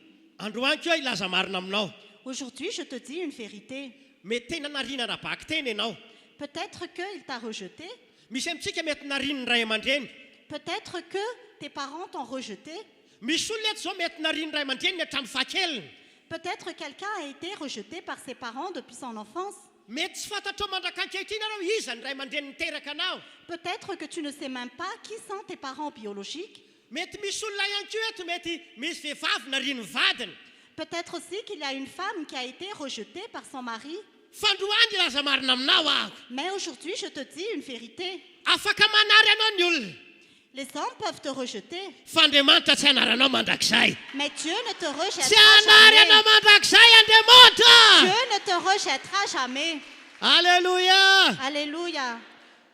betsaka amin'ny fotoana izay mety nanaovantsika zavatra tsy tsara teo anatrehan'Andriamanitra. Peut-être que plusieurs fois, nous avons fait ce qui n'est pas bien aux yeux de Dieu. Enina ny toetratsika, Peut-être dans nos caractères ny toe-potsika. ou dans nos attitudes. Mety betsaka ireo tsy araka ny sitrapon'Andriamanitra nataontsika tamin'izany. Peut-être que nous avons fait plusieurs choses qui n'étaient pas conformes à la parole de Dieu. Ny fomba fitenitsika, Dans notre façon de parler, mety nanao adosoana mihitsy ary niala tamin'ny marina isika. peut-être que nous avons vraiment commis des erreurs. Mety niala tamin'ny tenin'Andriamanitra mihitsy ary isika. Peut-être que nous nous sommes éloignés de la parole de Dieu. Fa Andriamanitra dia milaza hoe Mais Dieu nous dit, raha nanao izany ianao si tu as fait cela, dia mbola eo akaikinao izy. il est toujours à tes côtés. Andriamanitra tsy niteny manao hoe Dieu n'a pas dit, tsy ilaiko intsony ianao. je n'ai plus besoin de toi. Andriamanitra tsy niteny hoe Dieu n'a pas dit, tsy mila anao intsony satria niala tamin'ny didiko ianao. je n'ai plus besoin de toi parce que tu n'as pas fait ce qui est conforme à ma parole. Fa izy dia mitady antsika foana Mais il nous cherche toujours ary mbola hamondy antsika foana. et il ne nous oublie jamais. Alléluia. Alléluia. Na dia mety lavo azy ianao, Et même si tu as péché, mety tena tafalatsaka anatin'ny fahotana, peut-être que tu es tombé dans le péché. dia izao ny fampirisihana androany. Et voici ce que Dieu dit. Miverena amin'Andriamanitra Reviens à Dieu, fa ho raisin'Andriamanitra indray ianao car il va t'accueillir à nouveau. dia ampifaly ianao indray Andriamanitra. Il va te réjouir. Tsy ho vakintsika intsony ilay tantarany liko 5:10. Nous n'allons plus lire cette histoire. Nisy zanaka anankiray teo hoe zanaka adala. Il y a un fils qu'on appelle le fils prodigue. Niala tao amin'ny rainy izy. Il a quitté la maison de son père. Lasa nandeha nanao fanaranam-po tamin'ny fiainana ratsy tany izy. Il est parti, il a profité de la fille. Rava ny fiainana. Sa vie a été détruite.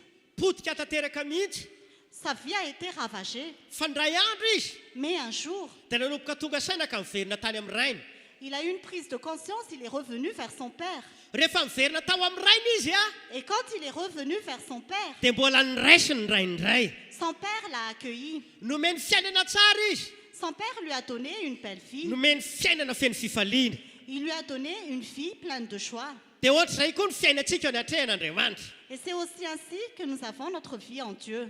Mety maro ny fahadisoana nataontsika. Peut-être que nous avons commis beaucoup de péchés. Maro tamintsika niala tamin'ny lalana nitondran'Andriamanitra azy. Plusieurs personnes d'entre nous avons dévié du chemin de Dieu. Mety maro tamintsika tsy natateraka ny tenin'Andriamanitra mihitsy. Plusieurs d'entre nous n'avons pas accompli la parole de Dieu. Miantso anao ny tenin'Andriamanitra androany. Mais la parole de Dieu nous appelle aujourd'hui. Miverena amin'Andriamanitra. Reviens à Dieu. Miverena amin'ny fankatoavana. Reviens à l'obéissance. Miverena amin'ny fahamasinana. Reviens à la sainteté. Miverena eo akaikin'Andriamanitra indray. Reviens auprès de Dieu. Fa ho raisin'Andriamanitra ianao androany. Car Dieu va t'accueillir. Ampifaly ianao indray Andriamanitra androany. Il va te donner de la joie. Ary na dia efa rava ary ny fiainanao. Et même si tu es déjà tombé, Isy famerenana amin'ny lohan'ny lehibe ao anatin'ny 3 volana. Dieu va restaurer ta vie pendant Isy ces 3 famerenana mois. amin'ny lohan'ny lehibe ao anatin'ny 3 volana. Dieu va restaurer ta vie pendant ces 3 mois. Zao ny zavatra lehibe Voici, zao ny zavatra lehibe namangin'Andriamanitra. voici ce que Dieu a fait quand il m'a visité. Maro amin'ny olona nisy faharavana tao anatin'ny volana maro. Il y a beaucoup de gens qui ont vu leur vie détruite pendant plusieurs mois. Maro amin'ny olona nandalo fampitena tao anatin'ny andro maro. Beaucoup de personnes ont vu leur vie ravagée pendant plusieurs mois. Fa miantso Andriamanitra amin'izao fotoana izao. Mais Dieu appelle aujourd'hui. Miverena amin'Andriamanitra. Reviens à Dieu. Ndana manakaiky an'Andriamanitra indray. Rapproche-toi de Dieu. Fa ao anatin'ny 3 volana farany amin'ny 2025. Car pendant ces 3 derniers mois de 2025, Isy famerenana amin'ny lohan'ny goavana. Dieu va restaurer ta vie. Ho averin'Andriamanitra amin'ny lohan'ny fahasalamana. Dieu va restaurer ta santé. Ho averin'Andriamanitra amin'ny lohan'ny antso ny ara-panahy. Dieu va restaurer ta vie spirituelle. Ho averin'Andriamanitra amin'ny lohan'ny fitadiavanao. Dieu va restaurer ton emploi. Ho averin'Andriamanitra amin'ny lohan'ny fananana sy ara-bolanao rehetra. Dieu va restaurer toutes tes finances. Ho averin'Andriamanitra amin'ny lohan'ny fiainatokatrandronao. Dieu va restaurer ta Manao vie de famenina famille. mafy sika rehetra. Dis t'amène très fort. Alléluia. Alléluia. Mbola verina ihany le tapany faharoa. Je répète encore la deuxième partie. Tsy manary antsika Andriamanitra. Dieu ne nous délaisse pas, na dia mety nisy fotoana nanao fahadisoana aza isika même si parfois nous avons commis des erreurs. raiso amin'ny famarinana zany teny zany androany Reçois cette vérité aujourd'hui. zay ny tapany faharoa Voilà la deuxième partie. fahatelo Troisièmement, tsy manary andriamanitra na dia ao anaty fotoan-tsarotra azy Dieu ne nous délaisse pas même si nous traversons des temps difficiles. averiko ilay fahatelo Je répète la troisième partie. tsy manary andriamanitra Dieu ne nous délaisse pas na dia ao anaty fotoan-tsarotra ara isika même dans les temps difficiles. ny olona mety mandao rehefa mitsanga ny krizy Les hommes peuvent abandonner quand la crise éclate. ny olona mety mandao rehefa misy vanim-potoan-tsarotra eo amin'ny fiainana Les hommes peuvent abandonner quand il y a des temps difficiles dans la vie. misy fomba fiteny anankiray manao hoe Il y a une expression qui dit hoe rehefa mety ny fiainanao que quand ta vie va bien, rehefa mahomby ianao quand tu réussis, dia lasa teo namanao daholo ny olona tout le monde veut devenir ton ami. sa tsy marina aloha zany e Ce n'est pas la vérité. averiko ihany Je répète encore, rehefa mety ny fiainanao quand ta vie va bien, rehefa mahomby ianao quand tu réussis, dia teo namanao zany daholo ny olona tout le monde veut devenir ton ami. fa rehefa manomboka mandalo ny fahasarotana ianao Mais quand tu commences à affronter des temps difficiles, rehefa mandalo fotoan-tsarotra ianao quand tu affrontes des difficultés, dia be dia be ny olona te hiala aminao zany beaucoup de personnes t'abandonnent. mandao anao ny afo Peut-être que tu traverses le feu ary misitaka aminao izy et les gens t'abandonnent satria ianao tsy misy nininona intsony parce que tu n'as plus rien. rava ny fiainanao ohatra Ta vie est détruite, par exemple. mety rava ny asanao ohatra Peut-être que ton travail est détruit. mety rava ny tokantranonao ohatra Peut-être que ta famille est détruite fa ataon'ny olona resaka ary ianao et les gens parlent de toi. zany ny toetran'ny olombelona ry havana C'est le comportement des êtres humains, bien-aimés. fa andriamanitra tsy mandao anao zany Mais Dieu ne t'abandonne pas, na dia ao anaty fotoan-tsarotra ary ianao même dans les temps difficiles. ka hoy amintsika androany Et c'est pourquoi je vous dis aujourd'hui, na dia ao anaty tafio tsara sy onja ary ny fiainanao même si ta vie traverse des tempêtes, dia mbola miaraka amintsika foana jesosy Jésus est toujours avec nous. averiko fandroany Je répète une deuxième fois, na dia ao anaty tafitra sondra mahely aza isika même si nous traversons des tempêtes et des grosses vagues, dia mbola miaraka amintsika foana jesosy Jésus est toujours avec nous. isaia 8:12 Ésaïe chapitre 43, verset 2.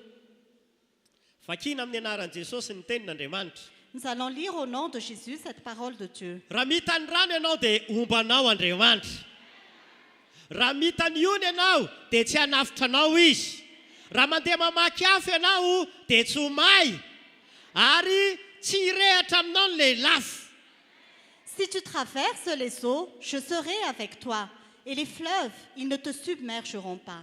Si tu marches dans le feu, tu ne te brûleras pas, et la flamme ne t'embrasera pas. mazava eto ny tenin'andriamanitra La parole de Dieu est claire. fa na aiza na aiza misy atsika Où que nous soyons, na inona trangam-piainana quelles que soient les choses qui nous arrivent, na inona koa zavatra mety atrehatrika mihitsy quelles que soient les difficultés que nous affrontons, dia andriamanitra mbola eo akaikitsika foana Dieu est toujours à nos côtés. hiaraka amintsika foana andriamanitra na dia mandalo fotoan-tsarotra ary Dieu est toujours avec nous, même si nous traversons des temps difficiles. tsy ho latsaka ao anatin'ny rano anao Tu ne seras pas submergé dans l'eau. tsy homay ao anatin'ny afo anao Tu ne seras pas brûlé dans le feu. fa andriamanitra hiaraka aminao foana Mais Dieu sera toujours avec toi. manaova menina mafy isika Il rehetra t'amène très fort. faefatra hijery ny azo Quatrièmement, fijaliana isika nous allons voir la croix.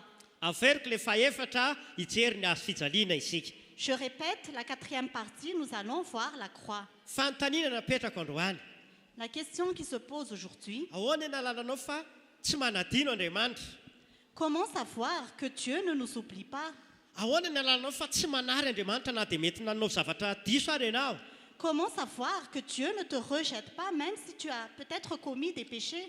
ahoana ny afantaranao fa tsy manary andriamanitra na dia mandalo fotoan-tsarotra ary isika Comment savoir que Dieu ne nous rejette pas même si nous traversons des temps difficiles? ny azo fijaliana no antoka lehibe indrindra afantarantsika fa tsy mandao ary tsy manadino tsy manary andriamanitra La croix est la preuve irréfutable que Dieu ne nous abandonne pas et qu'il ne nous oublie pas. Averiko fanondroany. Je répète une deuxième fois. Ny ahafantarantsika fa tsy manadino Andriamanitra. Comment savoir que Dieu ne nous oublie pas? Ny ahafantarantsika koa fa tsy manary Andriamanitra na dia mety nao fahadisoana aza isika. Comment savoir que Dieu ne nous abandonne pas même si nous avons commis des erreurs?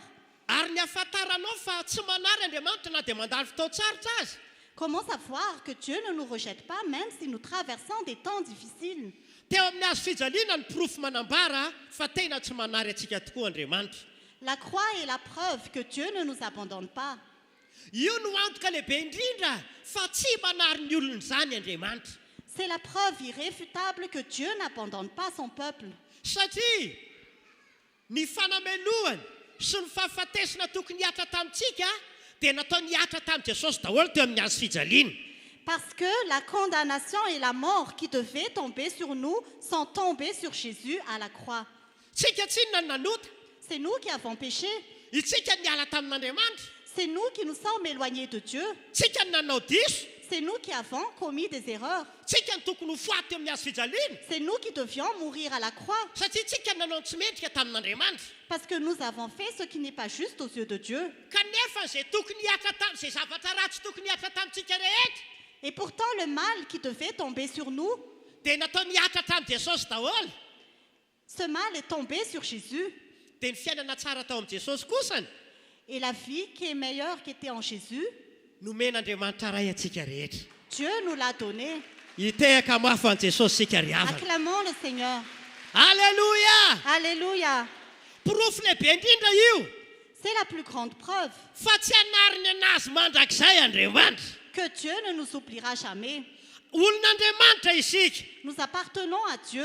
Sarobidy tamin'Andriamanitra isika. Nous sommes précieux aux yeux de Dieu. Noho izany C'est pourquoi tsy hanary antsika Andriamanitra. Dieu ne nous rejette pas. Tsy hanadino antsika Andriamanitra. Dieu ne nous oublie pas. Hikarakara ny fiainantsika Andriamanitra. Il s'occupe de notre vie. Amin'ny anaran'i Jesosy. Au nom de Jésus, Amin'ity androandroany ity. aujourd'hui, Na inona mety karazana fitsapana lalovanao. quelles que soient les épreuves que tu traverses, Na inona koa mety karazana trangam-piainana mety lalovanao amin'izao fotoana izao. quelles que soient les circonstances que tu traverses aujourd'hui, Hamonjy anao Andriamanitra. Dieu va te sauver. Hiaso amin'ny fiainanao Andriamanitra. Il va agir dans ta vie. Hamonjy anao Jesosy androany e. Jésus va te sauver Ho aujourd'hui. porofony aminao fa eo akaikinao foana izy. Il va te prouver qu'il est toujours à tes côtés. Manaova amenina mafy sika rehetra. Dis amen très fort. Faraparanako ny tenin'Andriamanitra. Je clôture ce message. Farany ary dia ity. Finalement, Mety tsapanao ve hoe voailika ianao. est-ce que tu te sens rejeté? Mety mahatsapa ihany koa ve ianao fa taky ny adinon'ny olona izany. Est-ce que tu sens que les hommes t'ont oublié? Taky ny olona tsy tsaroana koa intsony angamba ny fiveranao amin'ny tenanao amin'izao fotoana izao. Peut-être que tu sens que tu es sans valeur aujourd'hui. Dia tsarovy androany Souviens-toi aujourd'hui fa Andriamanitra tsy manary ny efahanazy izany. que Dieu ne rejette pas les siens. Andriamanitra tsy afaka manary izay efa olona anazy izany mihitsy. Dieu ne peut pas rejeter les siens. Izao ny fanambarany ny soratra masina. Voici ce que la parole de Dieu dit. Tsy andao anao ahako Je ne te délaisserai pas ary tsy afoy anao akory. et je ne t'abandonnerai pas. Raiso ny famarinana androany. Reçois cette vérité aujourd'hui.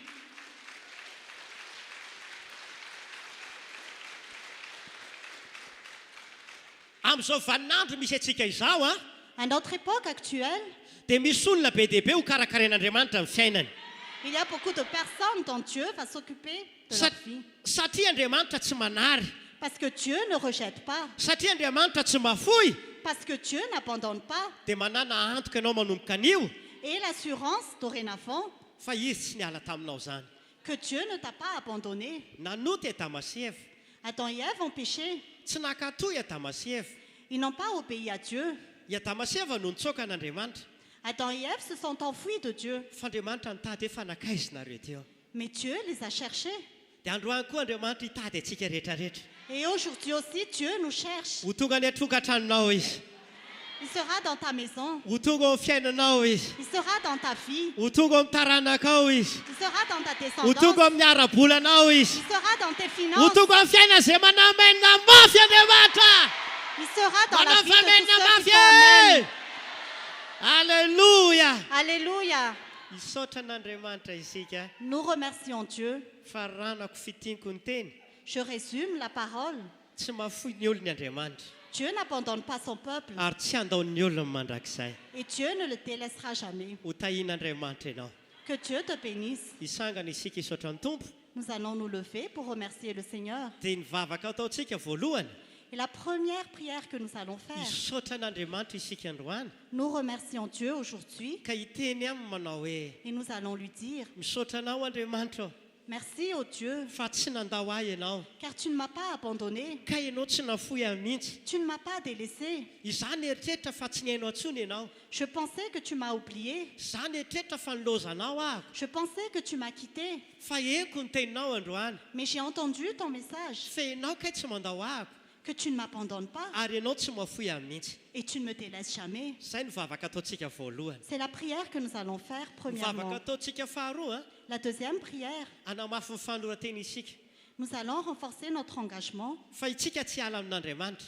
que nous n'allons jamais abandonner Dieu. ho sarobidy amintsika ny azo fijaliana La croix sera précieuse à nos yeux dia satria teo ny fanambaran'Andriamanitra mipirofo fitiavana parce que c'est la preuve que Dieu nous aime. teo nisy ela teo hoe takalo araka an'Andriamanitra C'est la preuve que Dieu veille sur nous. ny fiainana ratsy taty amintsika La mauvaise vie qui était en nous, landrain'i Jesosy teo amin'ny azo fijaliana Jésus l'a pris à la croix. dia ny fiainana tsara tao amin'i Jesosy Et la belle vie qui était en Jésus, nafindra an'Andriamanitra tao amintsika daholo Dieu l'a transférée en nous. dia andaontsika rehetrarehetra namafy ny fanoratenantsika Alors nous allons renforcer notre engagement pour Dieu, fa tsy ala amin'i Jesosy tsika mandrakizay que nous n'allons jamais quitter Jésus. hivavaka ary sika tompoko Alors nous allons prier. fa va amin'ny fonao rehetra Prie de tout ton cœur. ho antsika atao anatin'ny trano fiangonana Pour nous qui sommes à l'église, ho antsika ny amin'ny tokantrano misy antsika rehetrarehetra pour nous qui sommes dans notre foyer, na aiza nanarahanao amin'ny tenin'Andriamanitra où que vous soyez, raiso ny fitiavan'Andriamanitra anao reçois l'amour de Dieu. izy tsy mandao anao zany Dieu ne t'abandonne pas. izy tsy mafoy anao zany Dieu ne te délaisse pas. aoka isaotra an'Andriamanitra ianao Remercie Dieu. samy misaotra an'Andriamanitra Remercie Dieu. samy mankasitraka an'Andriamanitra Fais des actions de grâce envers Dieu. misaora an'Andriamanitra ny fiangonana Remercie Dieu, chère assemblée. rehefa tsy mandao anao Andriamanitra Quand Dieu ne te délaisse pas, rehefa tsy mafoy anao Andriamanitra quand Dieu ne t'abandonne pas, hikarakara anao izy il fait sur toi, anampy anao izy il t'aide, hisahirana ny aminao izy il s'occupe de ta vie satria tiany mandrakizay tsika rehetra parce qu'il nous aime éternellement. amin'izao vanim-potoana izao À notre époque actuelle, raiso ny fahamarinana reçois cette vérité fa tsy mandao atsika Andriamanitra que Dieu ne nous délaisse pas. samy misaotra an'Andriamanitra Remercions Dieu. ataovy zava-dehibe mivavaka Que cette prière soit vraiment importante.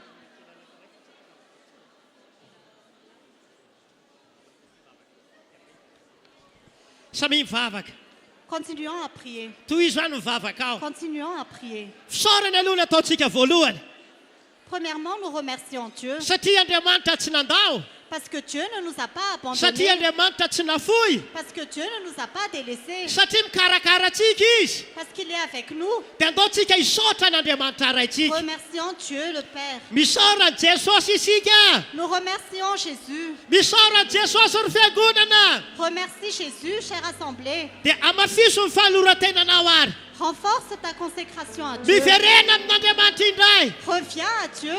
raha tsapanao fa nanoty ianao Si tu sais que tu as péché, raha tsapanao fa nanao zavatra tsy nety tamin'Andriamanitra si tu sais que tu as fait le mal aux yeux de Dieu, dia mibeba amin'Andriamanitra repens-toi à Dieu. mibeba eo anaten'Andriamanitra Repens-toi devant Dieu. mibeba eo anaten'Andriamanitra Repens-toi devant Dieu. dia andao hiverina amin'Andriamanitra Et revenons à Dieu. andao hiverina amin'Andriamanitra Revenons à Dieu. fa ho raisin'Andriamanitra indray tsika Car Dieu va nous accueillir. rehefa miverina amin'Andriamanitra isika Quand nous revenons à Dieu, dia ho raisin'Andriamanitra indray il va nous accueillir à nouveau. Jesosy eo Jésus, atolotra anao ny fiainako je te donne ma vie. hiverina aminao ahako Je reviens à toi. hitoetra eo anilanao ahako Je reviens auprès de toi. tsy ala aminao aho mandrakizay Je ne te quitterai jamais. anompanao amin'ny androko rehetra Je vais te servir toute ma vie. ny eo akaikinao Jesosy ny mahatsara Je serai toujours à tes côtés, Jésus. Sarobidy amin'ny Jesosy ny azo fijalianao. La croix est précieuse à mes yeux. Tena porofo manambara Jesosy eo.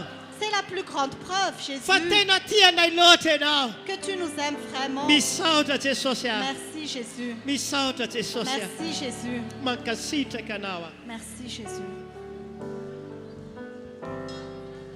Alléluia. Alléluia.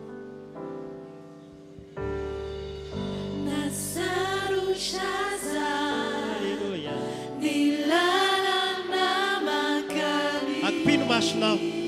Ferme les yeux. Dia saintsai no fitiavan'Andriamanitra anao. Pense à l'amour de Dieu.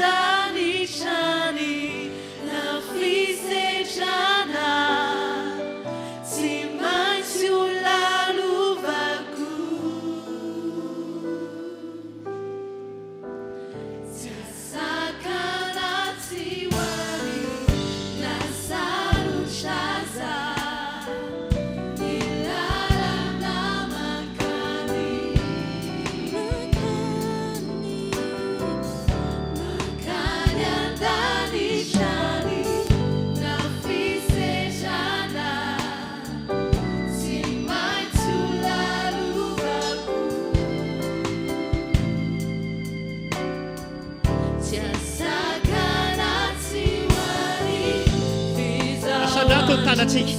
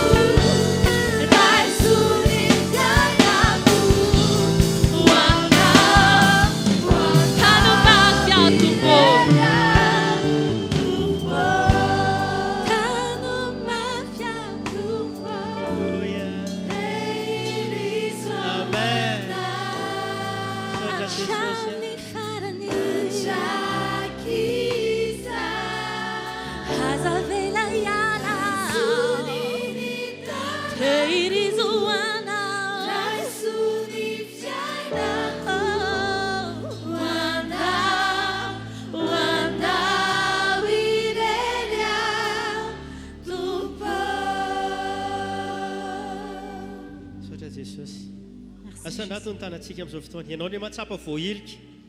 Lève ta main, toi qui te sens rejeté. Ianao matsapa ihany koa hoe misakana foana amin'ny fiainanao. Toi qui ressens qu'il y a toujours des blocages dans ta vie. Ianao matsapa tahaka nataon'ny olona tsinitsinina. Toi qui ressens que les gens te considèrent sans valeur. Raiso ny herin'Andriamanitra amin'izao fotoana izao. Reçois la parole de Dieu aujourd'hui. Anokatra lalana ho anao Andriamanitra.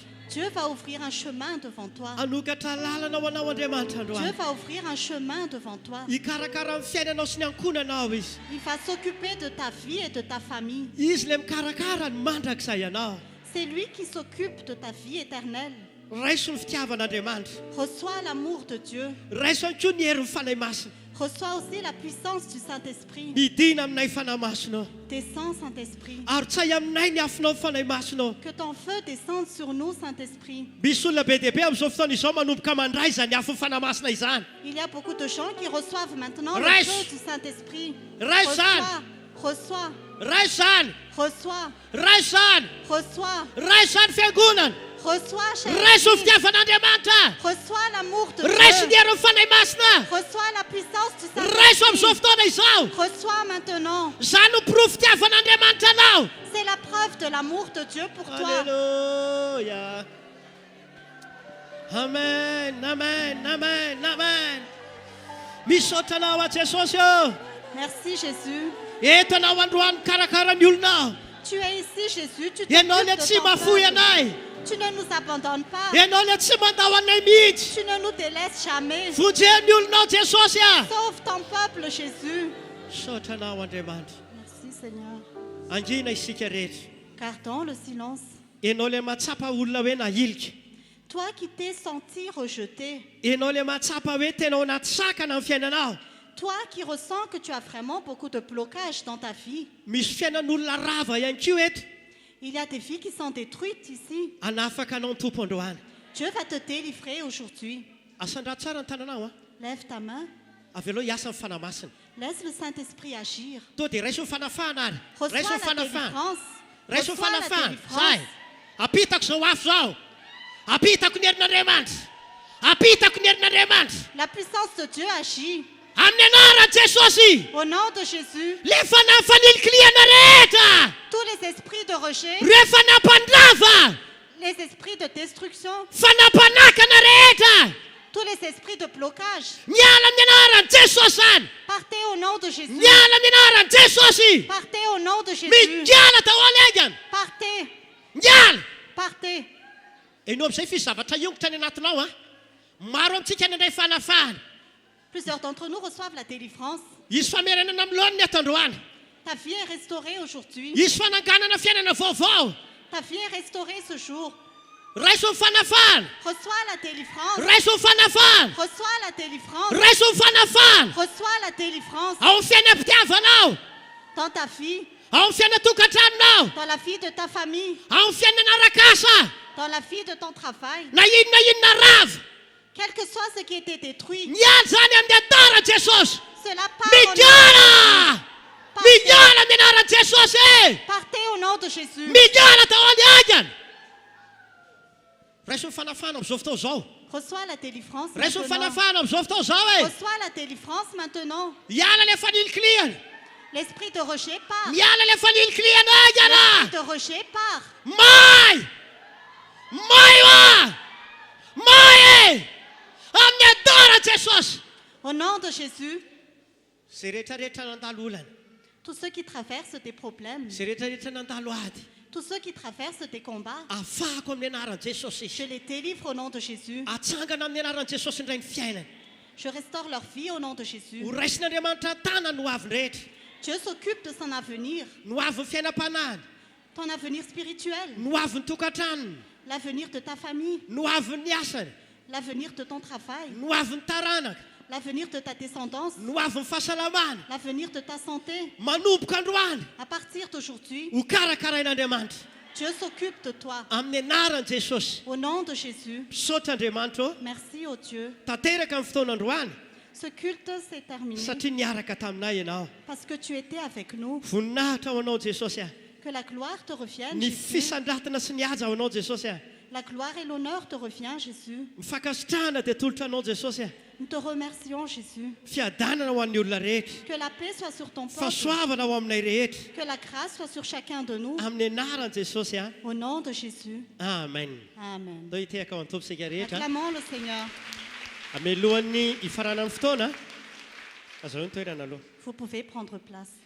filazana dia tahaka izao misy fotoana lehibe raha pitso alatsinainy eto Il y aura un grand culte demain, lundi. tena fotoana goavana tsy taka ny mazatra eo Ce sera vraiment un grand culte inhabituel. miditra amin'ny eninora maraina Ça commencera à 6 heures du matin dia mirava amin'ny fitora maraina et ça se terminera à 7 heures du matin. anasanantsika rehetra amin'izao andro farany izao Nous invitons tout le monde dans ces derniers jours anao zava-dehibe ny fiainam-panahintsika que notre vie spirituelle soit vraiment importante, mba tsy ho reraka isika manoloana ny zava-misy que nous ne soyons pas fatigués devant les circonstances, mba tonga antsika tsy ho very fanantenana manoloana ny trangam-piainana que nous ne perdons pas espoir devant les circonstances de la vie. andao tena hikarakara ny ara-panahintsika Occupons-nous de notre vie spirituelle ary hitady an'andriamanitra et cherchons Dieu. amin'ny enina maraina raha pitso alatsinaina À 6 heures du matin, demain, lundi, samy tonga tsara daholo venez tous. dia ny filazana faharoa Et deuxième annonce, tsy misy an'ilay fotoana fidirana amin'ny roa ora isika androany il n'y aura pas de culte à 2 heures aujourd'hui, fa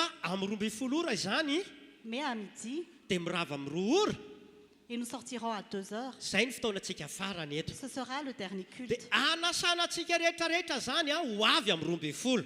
Et nous invitons tout le monde à venir à midi. Amin'ny folo zao tsika mbola manana fotoana eto a. À 10 heures, nous aurons encore un culte. Dia amin'ny 12 ka hatramin'ny 2 zany no famaranana. Et à midi jusqu'à 14 heures, il y aura un Mila dernier tonga culte. be dehibe tsika zany amin'ny 12. Nous devons tous venir donc à midi. Satria io zany no fotoana farany amin'ity androany alady ity. Parce que ce sera le dernier culte de ce Dia dimanche. tsy tokony hoe anao tsirambina fiaramiangona isika. Et nous devons tous venir à ce culte. Mino fa miandry anao hoe Jesosy J'ai foi que Jésus est ici. ho tahiny ianao. Que tu sois béni. Samy ho tahin'Andriamanitra ataoviko. Que Dieu nous bénisse tous. Raha soa antsika rehetra.